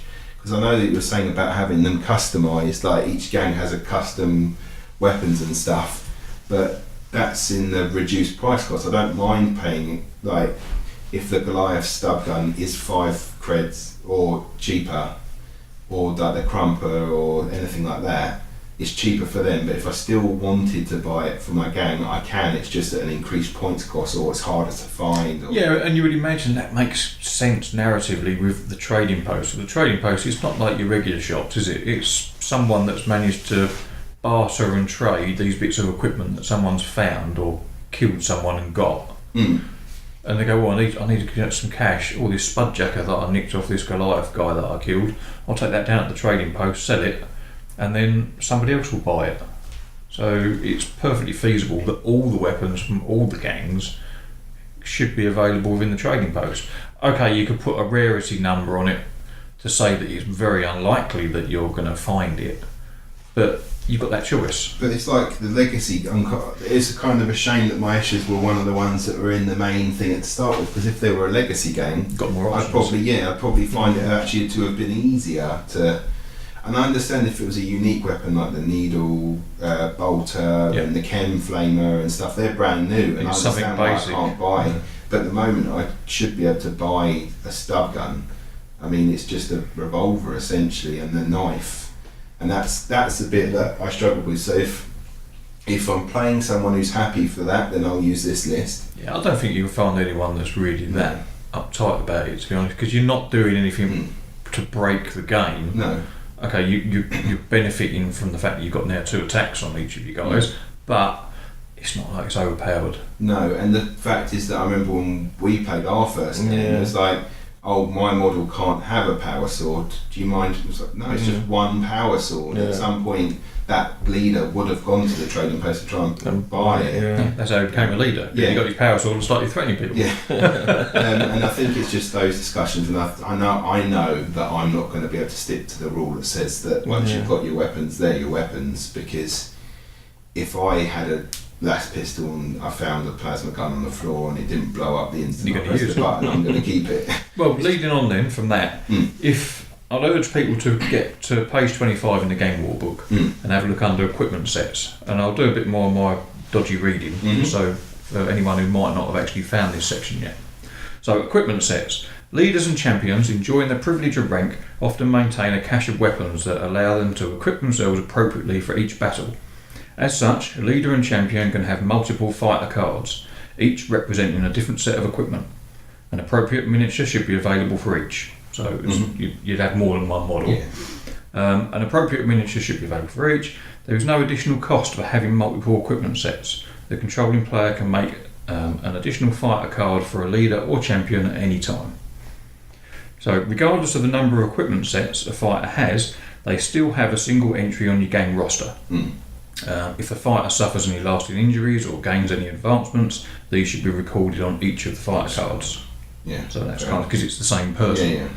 The fighter's cost, as shown on your roster, is equal to the cost of their most expensive loadout. Right. So you pay for the benefit of having extra weapons, but and that flexibility. Only one of the fighter cards can be used in a battle because there's only one person. If a battle uses random fighters for the gang, all of the fighter cards should be shuffled together and one should be drawn at random and added to the rest of the gang's fighter cards. Therefore, any card before any cards are drawn. Right. So you basically run the risk of not getting an ideal loadout in that situation, but not all of the missions require you to randomly pick your thing. So you've got the ability for most of the missions to craft your game and think, well, that loadout would work really well for this particular mission against that particular gang. Yes, I mean, you have a little huge kind of box, and in that is the leader's weapons, and they pick. Yeah, they take what they want for war. Yeah. You know, so and then the randomness that just reflects the fact that whether it is like an ambush mission or something, and they just happen to be carrying the wrong weapons for what they need at that moment in time. Oh, I'm carrying my last cannon and no mortalis, damn it. So I think people should definitely look into this section of it. I finished reading this only a little bit more. This means that only one of your fighter's cards can be drawn for the battle. There's only one person. And that the controlling player cannot choose which of their equipment sets they're going to use. Like I said, that's only for the missions that specifically say random. When distributing equipment from the gang's stash, it can be moved to any or all can be moved to any or all of a leader or champion's cards, and can even be moved from one to another. So you've got that ability for switching equipment round and moving it to people. It's so not a bad idea. I think that's definitely worth a read if people haven't spotted that yet. And that is why Michael is our dungeon master. Just having to model all those different options and going to a trading post. Oh, now my guy's got a. But then look at the sculpts you get on the sprues. Like I've got 2 Escher sprues which come in the box set. I'm looking at getting another 2 because it's going to come in the box set again. So I've got 2 more. So in total I've got 4 torsos. Heads and stuff for leaders with really big quiffy hair and everything else. So I can build 4 leader models, all with different loadouts if I wanted to, and say, right, that is my leader sculpt. Yeah, I mean, what I would probably do is have one body and then magnetise. Yeah. But Eschers I probably wouldn't try because their arms are so They're small. quite spindly, Tiny magnet. But yeah, no, it's definitely a cool thing. And if you are able to get your gang bigger to the point where you haven't lost half the guys and you have to disband the whole gang, then it's definitely worth a go after. And then it's a shame that she can pick from weapons and bits and pieces yet. Yeah, it's your leader and your champions. And then eventually your gangers and potentially Juves can also become champions, so they go into the pot when you can start having multiple loadouts. Yeah, and then specialists. So it takes time and games to get those abilities and stuff, but it's options. Cool. And I think that might be it for section 4 of our roster. I think next up is our conversion corner. So it will be how we are, if you weren't going to use the GW models or you are going to add extra, what sort of things can you use? So this is the end of segment 4 while it's snowing outside.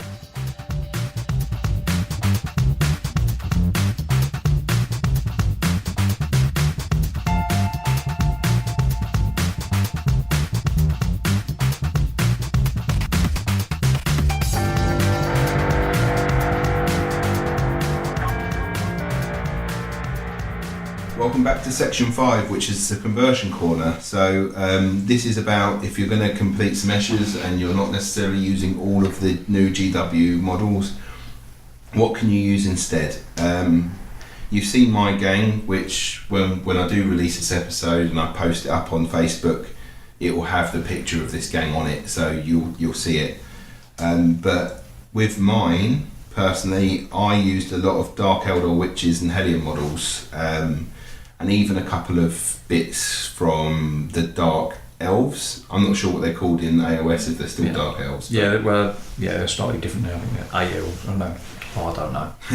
I don't look at them because it confuses me that they're predominantly an evil army, but they've gone into the good guys army list. Oh, okay. Which seems weird to me, so I just choose to ignore it. Fair enough. It doesn't exist. So with mine are pretty much predominantly that, and the good thing is they're all sprinting anyway.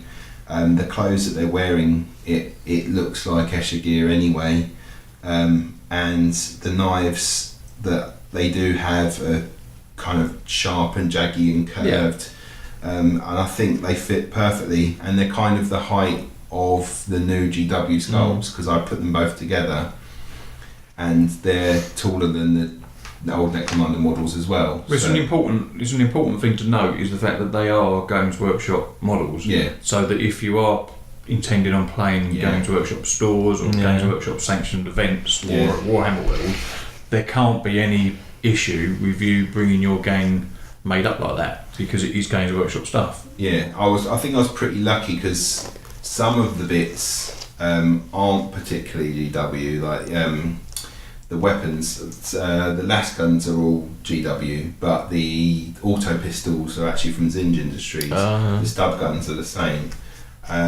which they didn't notice when I entered. Don't they have like a 75% rule? That 75% has to be GW. It's all very subjective though, isn't it? So because I know that I sent the picture in and they put it on the Necromunda thing as a painted gang. But either they didn't notice that some of the weapons weren't GW, like you're saying, they just weren't so fast.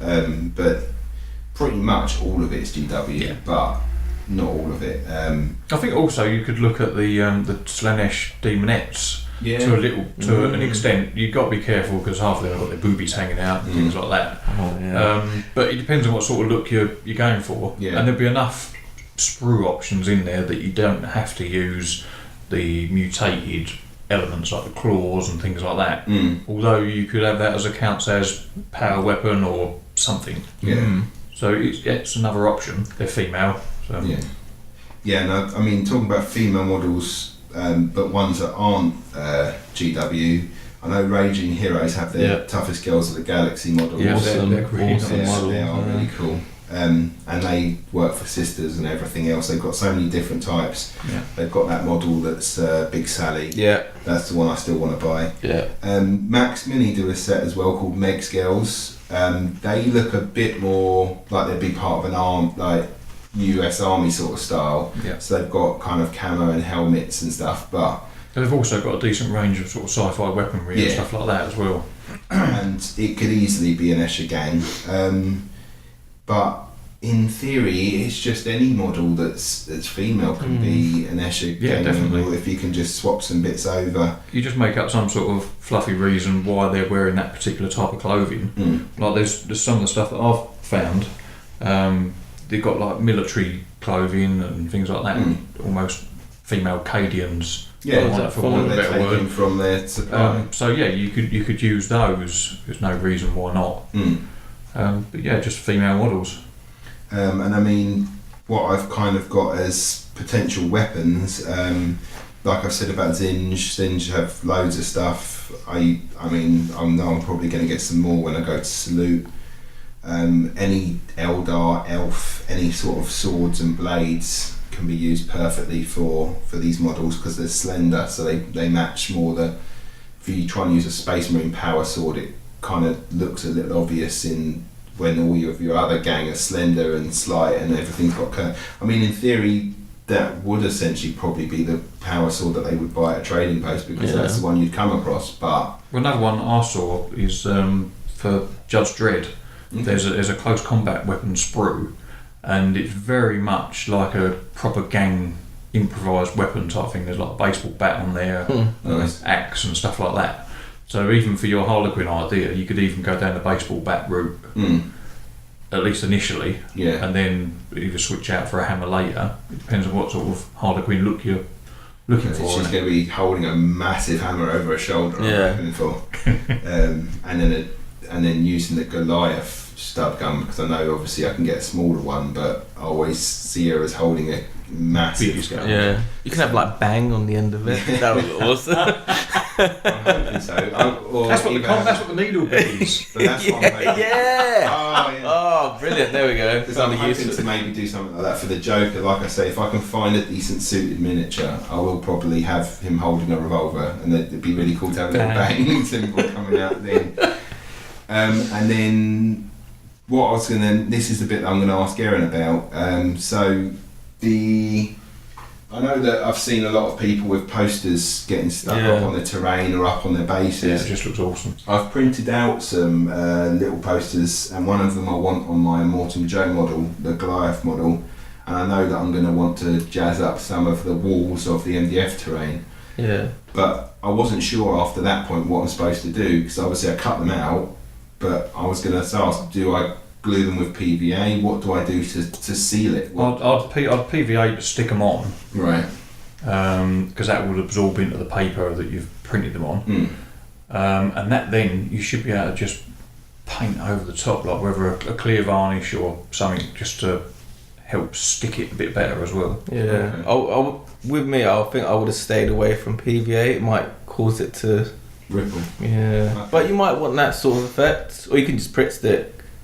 Yeah, Pritt stick it on. With the base, I'm wanting it to curve with the base because it's going to kind of sit on the pipe and on the floor. So I kind of want it to stick a bit better to the thing. Yeah, whereas you could PVA it. I mean, it's a great way. It's slow to dry, so you might find that you want a couple of little dabs of super glue or something just to instantly bond it. I mean, I'm in though because that model's essentially been built now, so this would just be a little thing just to add to it. So I'm happy to glue it and leave it be. I'm just don't want to screw it up essentially. Because you might have to test it out first with. I mean, if you put super glue on paper, it does leave like a little residue. Okay. It kind of goes a little bit dark, so maybe not super glue. PVA, that might work if you do leave it for a while. And it's on the whole thing. Yeah, even if it but you will get that sheen, so you might need to take it off with some matte varnish. Okay. Yeah. I've done some banners for Age of Sigmar, sort of banner waving people, and I've done those on printed paper. And all I've done is put a wash on it because the paper's bright white, so you don't want a bright white. So I've done a wash over that once that's gone off, and then I've gone over with the Army Painter Quick Shade, which is a gloss varnish, for want of a better word, which does do some shading as well, as its name hints at. It gives you a gloss finish, but if you go over with a matte spray afterwards, then that'll bring it back down. But because it's quite thick and gloopy, it will work as a glue as well. And you can probably even stick it just with that. You could probably put a bit of that Army Painter stuff onto the surface, put the bit of paper on the top, and that will probably stick it enough. Another coat over the top. Okay. And then once it's dry, it'll be hard as anything then. Yeah. Okay. I mean, it's a great way of bringing your terrain to life, just to show that it's an actual a living place. A living place where people walk through and put posters up to the local clubs or bars or wherever, or posters about the Emperor or the Imperial Truth and recruitment posters. Just make sure you put a link up for those ones that you printed out, because I think there's some on the group that you posted up. And then all I did was when I went to the Google search, and I made sure that I whacked the resolution up to the highest, so that then the best pictures. That's it. Yeah, you want to print them off at a high res, otherwise. Then you're hopefully finding the person who put it on originally, rather than someone who's copy and pasted it, and then it's copy and pasted again, and shrunk, and then expanded, and it's gone all over the shop. Yeah. Some of them were still slightly out of resolution, so then when I went on to paint, I just shrunk them down that much more as well. And in theory, I kind of had to shrink them down anyway because I wasn't using them because of the scale. It needed to be a bit smaller. The posters seemed a bit too big they essentially were nearly as big as the models, and no one really puts, unless you're up on a billboard, no one really puts posters the size of people up on walls. So I've shrunk them down to the size that I think they needed. And again, if you hear this before I even try and attempt it, if you guys you listeners have done any of these yourself, if you've stuck posters up onto things or any sort of scenery stuff to make anything look not just a bit of terrain but to make it look special, post it up on the group, tag me in if it's to do with posters and stuff so I can see it, and tell me your experience of doing it, and that will help me out so I don't screw up my model. So that's it for Conversion Corner. Again, if you've done any Eschers yourselves using different models, any ideas on weapons and stuff, again, please post them up on the page, and give us your experience of what you've done, and link us to certain companies you've used in bits and pieces, because the group is as good as what you guys put in as well. So keep it up, everyone. And that's the end of section 5. Section 6 is games we've played, and I know me and Michael have had a couple, and I know Aaron started up if he started it up or whatever, but he's playing in a campaign. So we're going to discuss games played.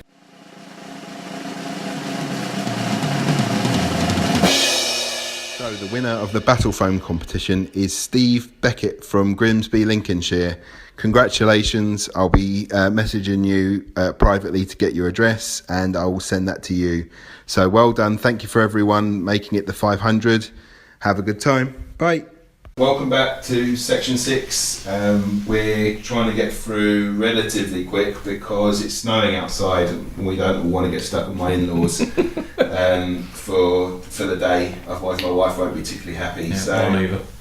So, who wants to go first with their experiences of the games played so far? I'll go if you like. Cool. I don't mind Dungeon heading away. I can get out of the way then.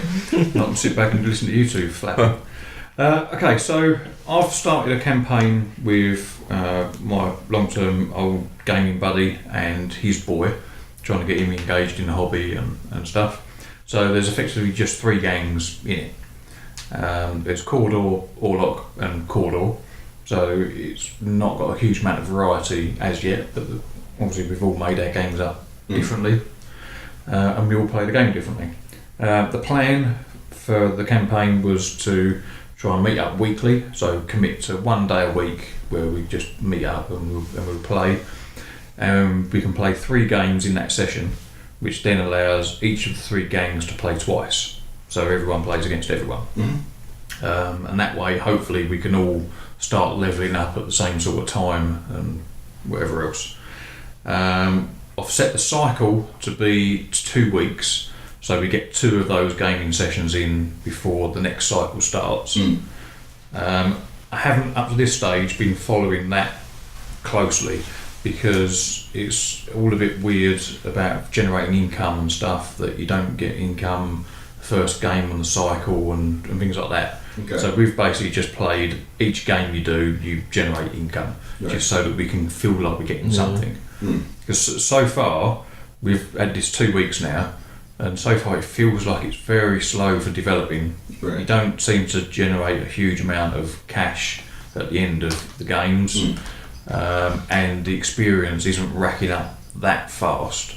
I think my game is just at the point now where I've got maybe 6 members of that gang that are just at the point of being able to upgrade.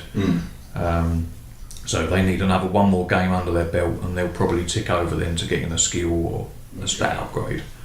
And I've got some money to be able to buy some more models, which is handy.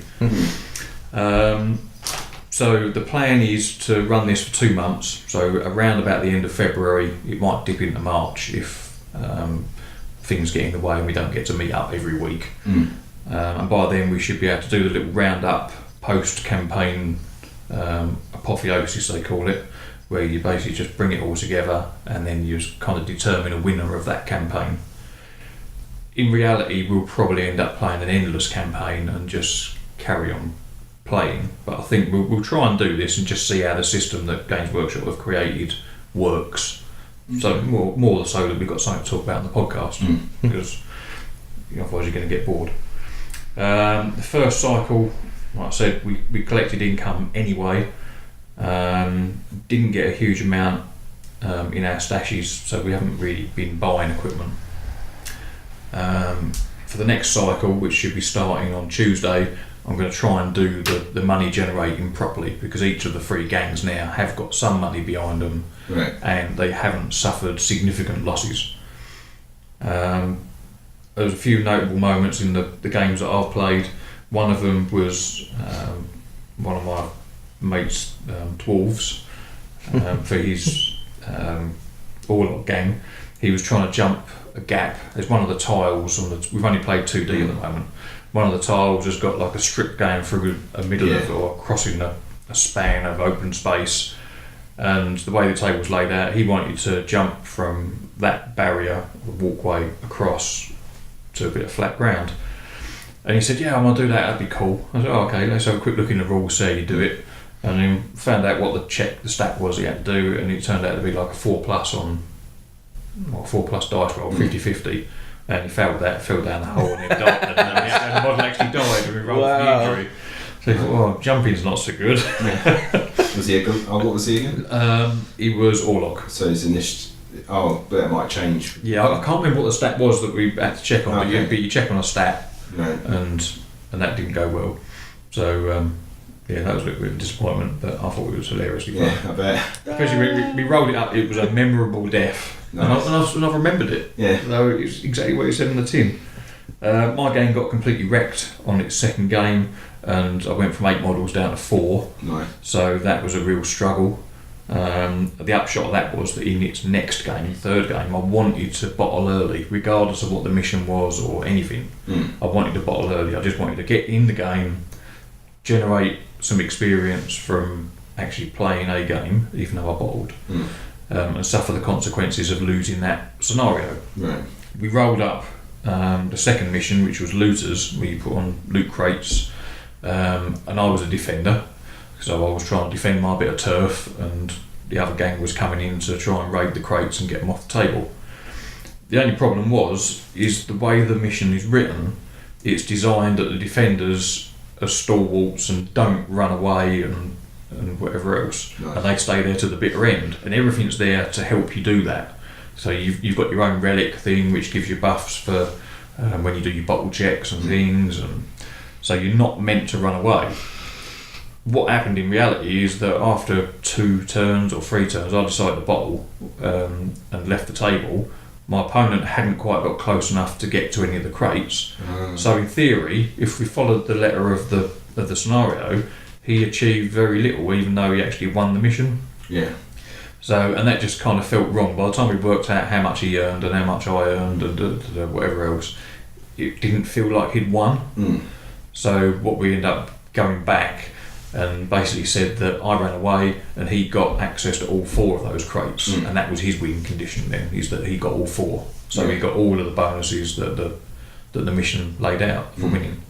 But it's just weird that mission had nothing in it considering that the defender would bottle. I think they probably tried to put in place all of the things that would stop that from happening, but you just wanted to bottle it anyway. Yeah, because that's your right to choose to bottle. Yeah. But even just one line saying, like, if the defender bottles, this happens, that would have kind of solved that. But I'm still not even 100% on what you do with the charging. If you fail to charge, do you still move up or do you not? Yeah, there's nothing, it's vague. I've been saying that you can move up to that amount towards the one that you intended on charging. So you don't have to move the full distance, but you can move up to that amount. Yeah. So you can just nudge it forward if you want. Yeah. But yeah, it's all very vague. Yeah. But hopefully the Gang Wars 2 might clear up a few things. They might publish some sort of errata or something. But that's pretty much my games, and I'm enjoying it. But I think I'm going to enjoy it more once things start leveling up. Yeah. So I'd say none of us have got any new skills or stat increases just yet. Yeah. Just on the point, and that's been 4 games now. Okay. But it looks pretty good so far. Yeah. Aaron? I haven't played any games, but in the process of getting a campaign together with the guys at work. Luckily, I work in the games industry, and I work with about 250 guys. So yeah, there's bound to be some gamers in there, and luckily a few people bought the Necromunda box set. So in the process of getting that together for Necromondays. Yeah. Sweet. So is that going to be something that you would play at work? Yeah, so I'll play at work, and luckily there's like a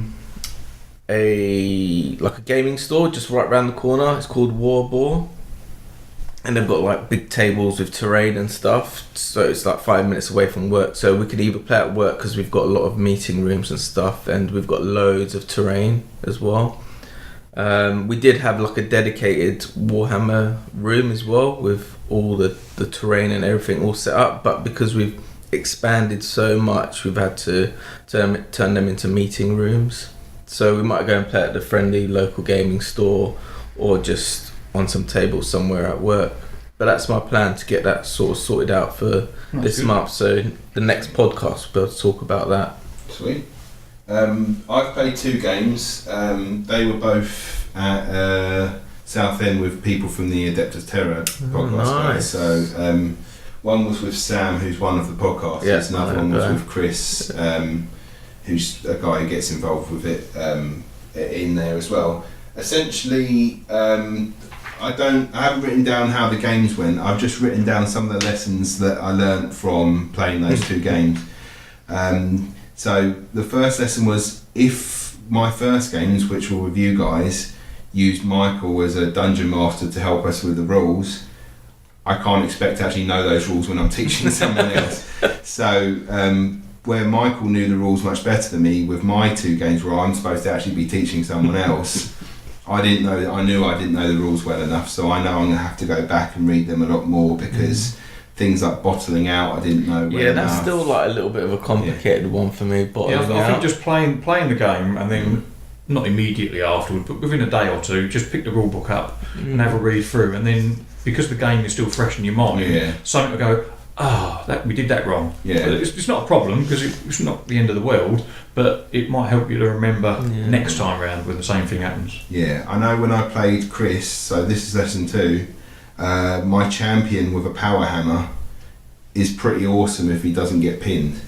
So he had the skill where he doesn't get pinned, so he just went storming and then just off and because it was a couple of attacks and 2 damage, you just rolled so many injury dice that generally one of them was prone, and then because they're in combat they were straight out. So he was pretty beefy, and then would be the last, because I swapped, I was Escher for one and I flipped and tried my Goliath out for the other, which was quite nice to see how they went. And then if you can get combat gang, I mean, when I was playing Sam, he had the Goliaths and I had the Escher, and he spent quite a lot of time, he would go out in a group of 2 or whatever and lose one of the guys really unfortunately, and then move that Goliath round to kind of catch up another 2, and they kind of stayed where they were till that guy caught up, and then they all came through. And so if you can get people to keep moving around but nowhere near your gang, then you're doing okay, which was the third thing I learned was that you can just keep plinking away. Yeah, I didn't essentially have to move the Eschers at all. What I did was take away one person, so that group of 2 was now half strength.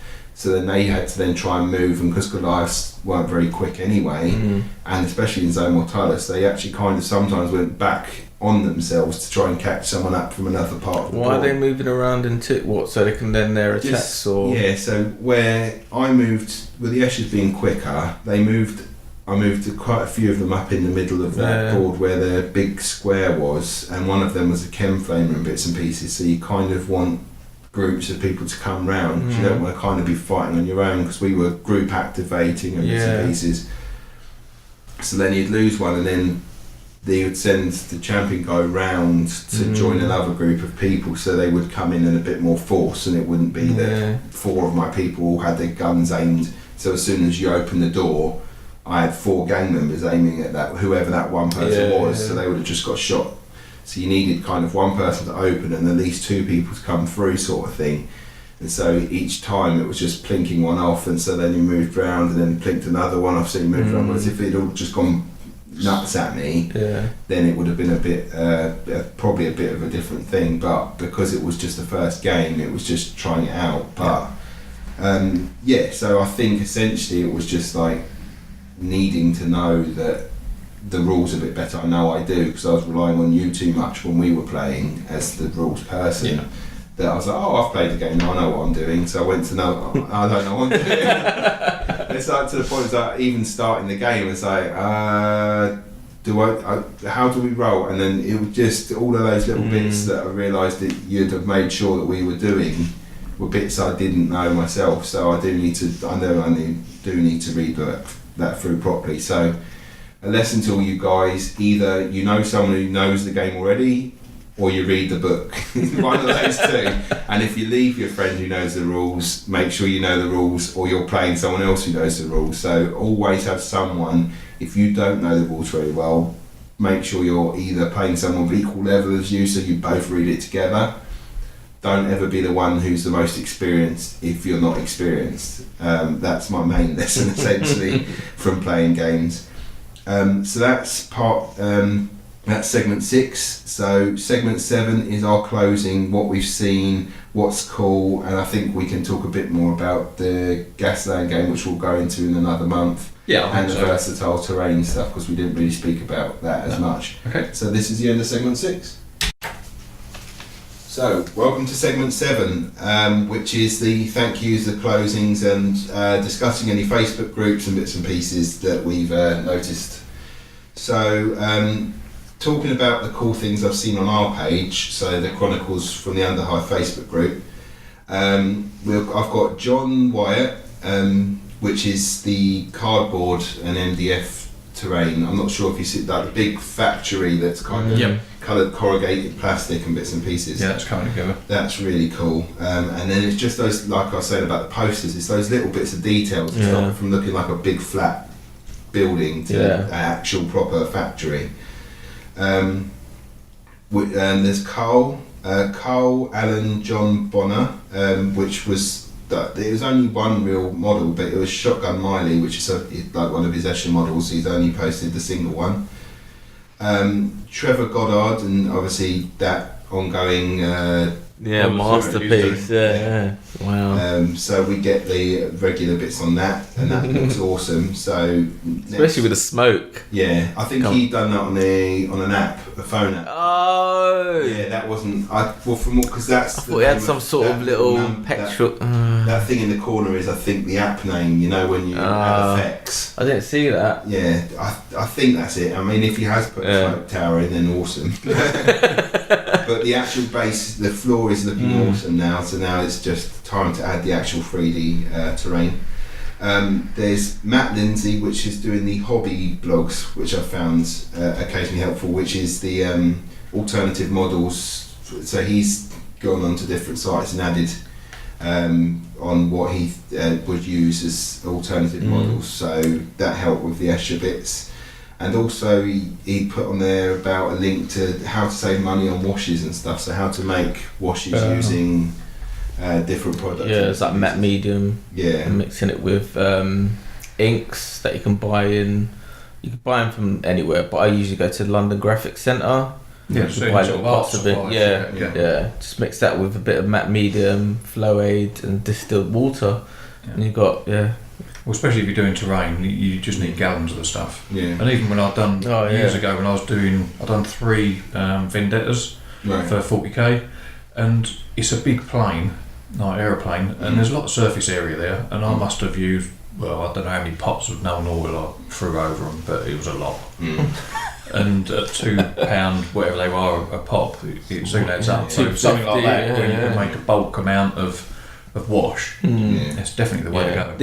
The initial investment is high, but in the long run, you got gallons of it. Yeah. And then there's Colt Derrick, which was where he kind of made that Land Raider. Have you seen the transporter thing? No, I haven't seen. Essentially got the front of a Goliath and the Rock Crusher. Yeah. And then he flipped the Land Raider the opposite direction, and then we've got tracks that on the front. Wow, that's an expensive model. Yeah, and then he's got flamers on the side. Like he's the Redeemer variants. He's got the 2 flamers on the side.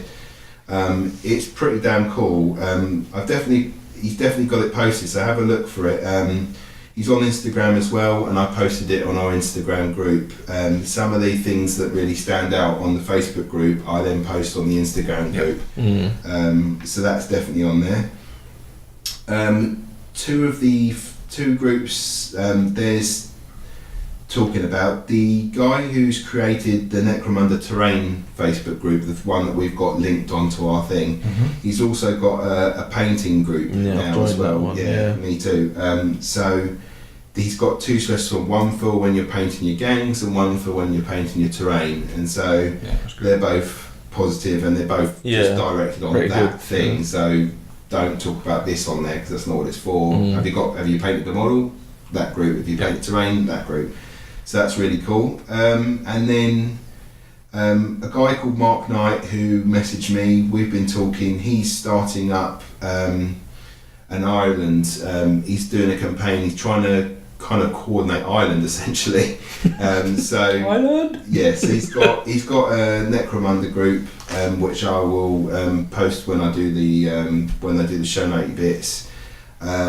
If you're in Ireland and you're wanting to be part of campaigns but you're struggling to find people, this Facebook group will be a good place to go on, and then you can put your details, how your gangs are doing, and he's generally just trying to coordinate the whole of that area. So yeah, you can imagine that's a relatively small gaming community, you would have thought, because it's sort of isolated from the mainland of the UK, but north south doesn't matter. No, it's still just people in the hobby playing games. Yeah.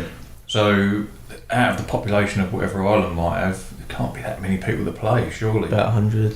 Yeah, so if they can all get together, you're never going to be a million. Out of London, I don't know. Yeah, well, you're never going to be a million miles away from someone if you want to go and play a game, are you? Yeah. You know, so if you get your act together and you and your mate that might be local to you decide, right, we're going to go on a bit of a road trip for an hour or something up the road, you can probably hook up with someone else. And yeah. And I mean, it might be a group of people in Ireland, but then if that's the case, then you're looking for extra members, you go on their group and just say, well, in this area we run this.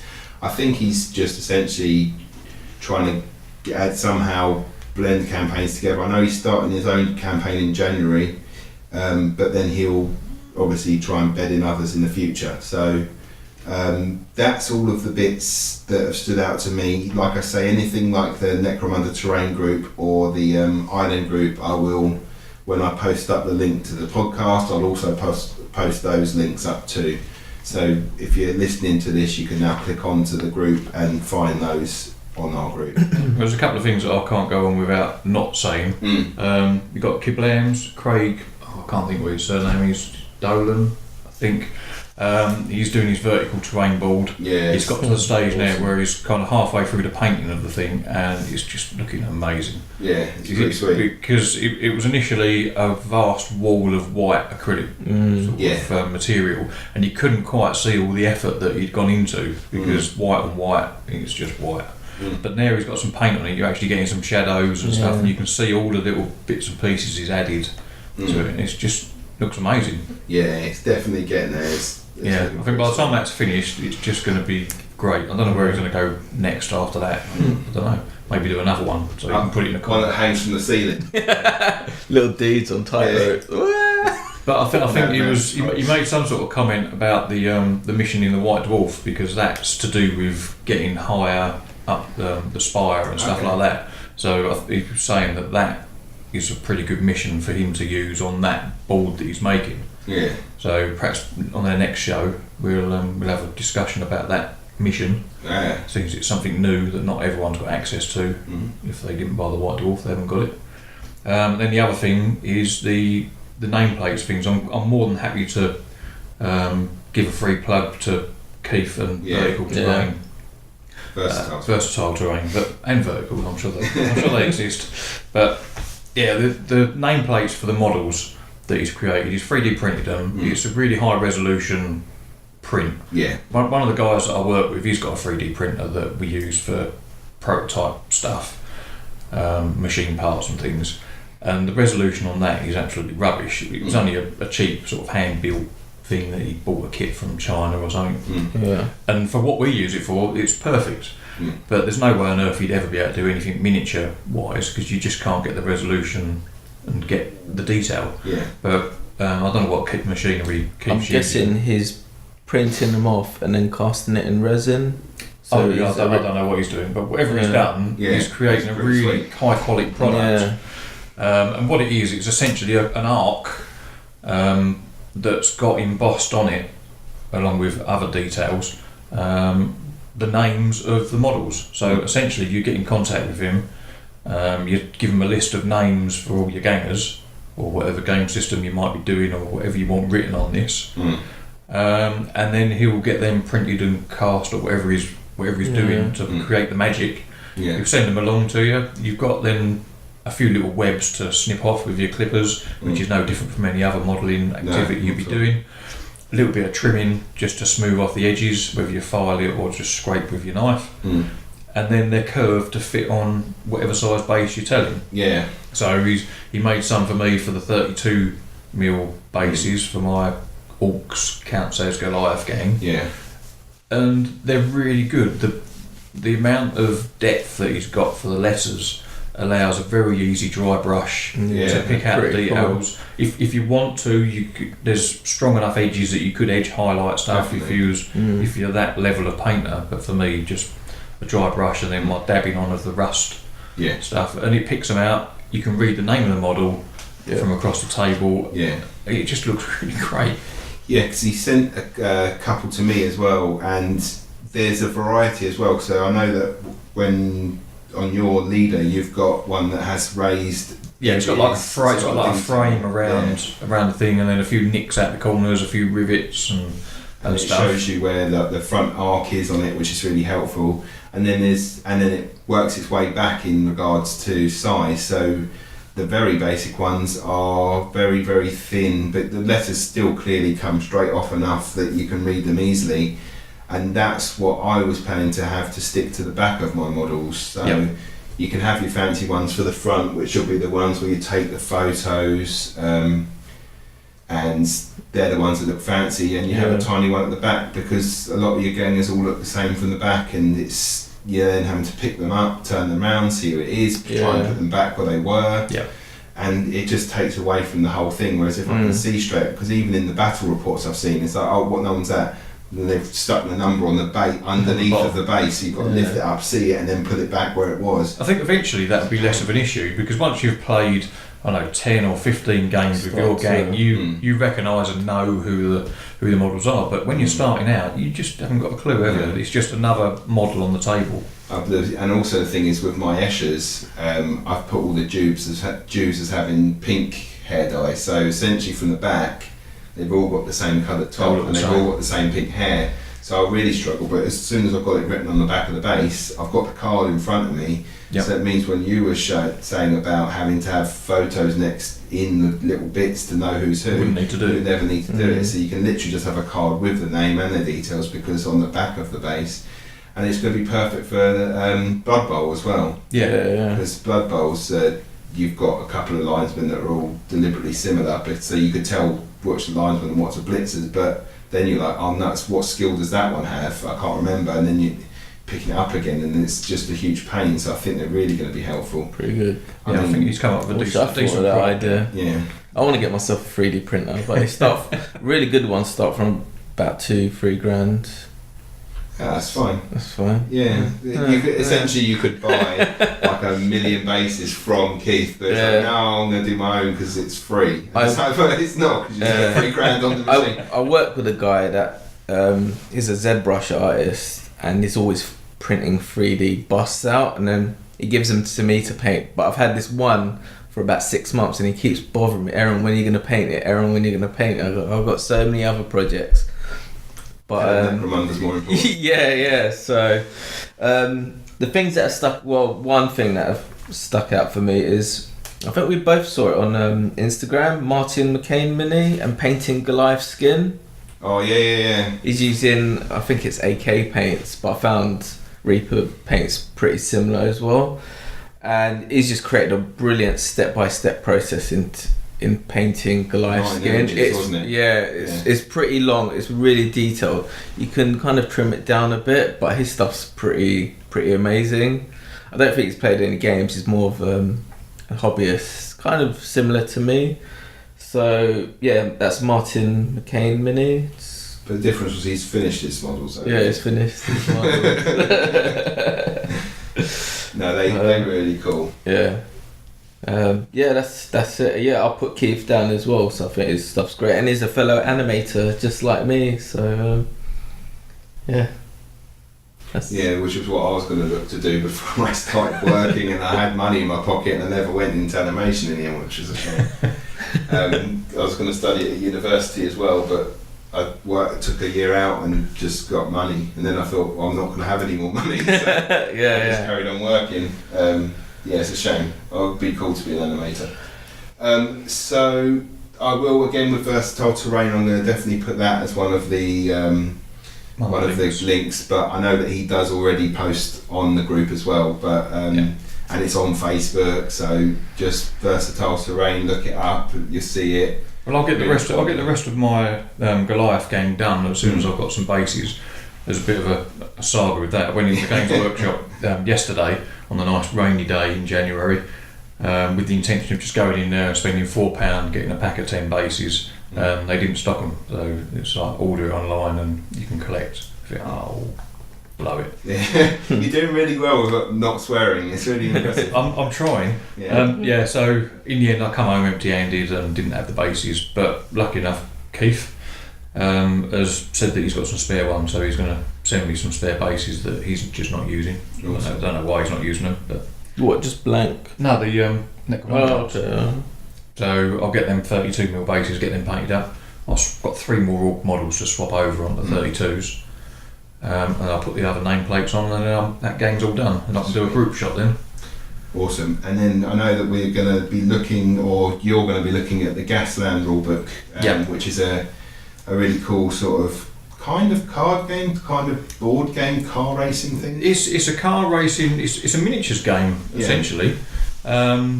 Each player can have more than one vehicle, so it really depends on the number of players. If you've got like 5 or 6 players, then they recommend only having like 1 car each. But if there's only like 2-player game, then you could have maybe 3 or 4 cars each. It's all based off the Matchbox Hot Wheels scale cars, but you can go up and down depending on what you got. You just have to adjust the movement templates to suit. And you get a toy model car, you butcher it however you want to butcher it, add armoured plates and things, and stick weapons all over it, and then you get playing. There's a number of different missions within the book. I've only literally read a couple of pages of the rules. I don't know how to play it yet, although I've seen a YouTube video or 2, which then makes me an expert. But you're essentially, each person takes turns in moving their vehicles. You've got turn templates very much like you have in X-Wing. So you've got like sharp corners, gentle bends and whatever, straight moves. So when it's your turn, each phase of each turn is divided up into phases, gear phases. So you have to keep track on your own little card for your vehicle, what gear they're in, and then the higher the gear, the more times you get to activate per turn. Up to, I think, gear 6. So on gear 1, in that part of the turn, everyone in order gets to move their vehicle. So you nominate what template you want to use for your move. You're not allowed to pre-measure or anything, so you have a stack of templates to one side, and you think, right, okay, I want that nice gentle bend. So you pick that up, and in the rules, once you've touched the template, that's the one you've got to use. So if you've kind of misjudged where the position of your model is in relation to terrain, other vehicles, when you put that template down in front of your car, if that crosses an obstruction, then that's generated a collision, which you then have to resolve and whatever. And then they've got some funky dice, which can give you options for changing gears, can make you lose control and whatever else, which I haven't quite looked at yet. And then you just shoot the bejesus out of your buddies. It's like the Death Race movie, isn't it? Yeah, that's what I was going to say. Death Race. So, and that is one of the missions. One of the missions is a death race, because the premise of the whole thing is that it's in the near future, and it's supposed to be kind of now, and it is a televised event to generate viewing money, revenue and stuff, and you are competing with the other drivers to get the adoration of the fans and sponsorship and so on, and I think that's how your vehicles progress. You have to get a large metal slab to drop off the back of my car as someone's chasing after me. But it's just such a fun thing to do, and my intention this year is to try and introduce one of the guys that I work with, and I've worked with him for 20 odd years, and he's not a gamer, he's not that into sci-fi, it's not one of the things that he particularly enjoys, but we go away camping 4 or 5 times a year, sort of caravanning, and we go to hot rod custom car shows and stuff, and we just petrol heads. That's basically what our link is as friends, and we've been doing that for forever. So a couple of years ago I took along a game for, he's got 2 young boys, it was about 7 and 8 I think at the time, and it was a card based game where you lay out a track with these cards face down, each have a car each, and then it's a race to the end of the track, and when it's your turn you turn the card over, and that tells you what happens, whether it's a clear bit of road, whether there's some oil on it, or different bits and pieces. And his boys enjoyed that. That was quite fun. You got guns, so you can shoot at each other and shoot at each other off the track. So I think this one, I'm going to try and bring it up to the next level, in as much as I'm going to get the cars all fully painted. His wife has got an old Austin Mini, and she's had that since she was 17, so she's going to get buried in that one day. So I'm going to get a Matchbox or Hot Wheels Mini. I'm going to paint it the same colour as what her car is, and then weather it and everything else, put the weapons all over it. My mate's, he's got a 62 Mustang, so I'm going to get a Mustang, weather that, rust it all up, put some weapons on that, so that would be his one. And then his boys, he's over the years he's had a few other hot rods and stuff, so I'll get those models and do those and try and make it a bit relevant to them and try and get them engaged in the game and just see how that goes. So we'd need for you over Fourth Galaxy. His wife, she's a childminder, right? And she's got a full Galaxy that she uses for that. So I'm going to get one of those What do you do. Well, I drive a Citroen Picasso.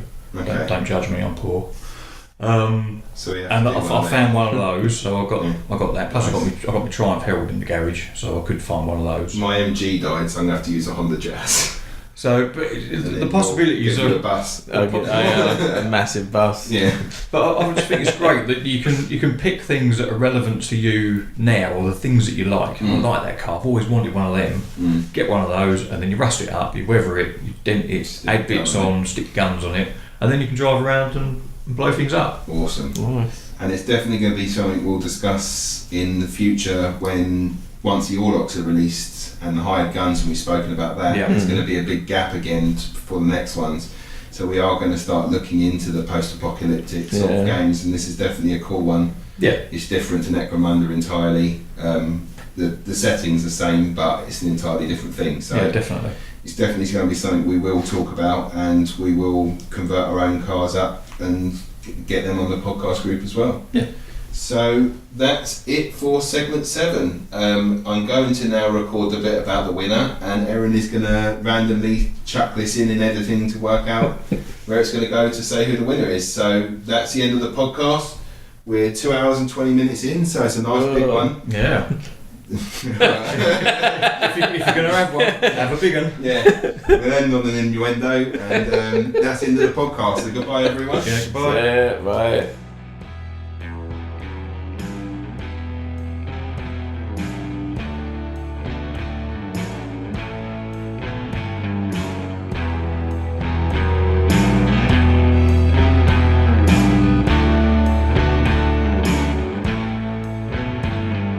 And that was the end of Chronicles from the Underhive, a Necromunda and Post Apocalyptic podcast. We hope you enjoyed it. All the things we talk about in this podcast can be found at the Chronicles from the Underhive Facebook group, where we'll post up links to all of the websites we discussed and the current projects we're working on. Come and join us and post up your Necromunda projects. We hope to see you there, and may you never roll a double on your gambling bill.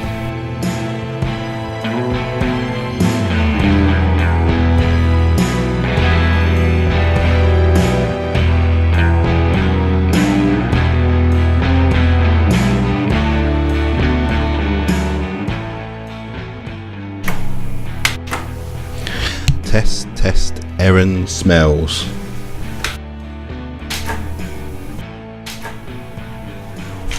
So, this is going to be the bit about where we discuss the winner of the Battle Foam. About all the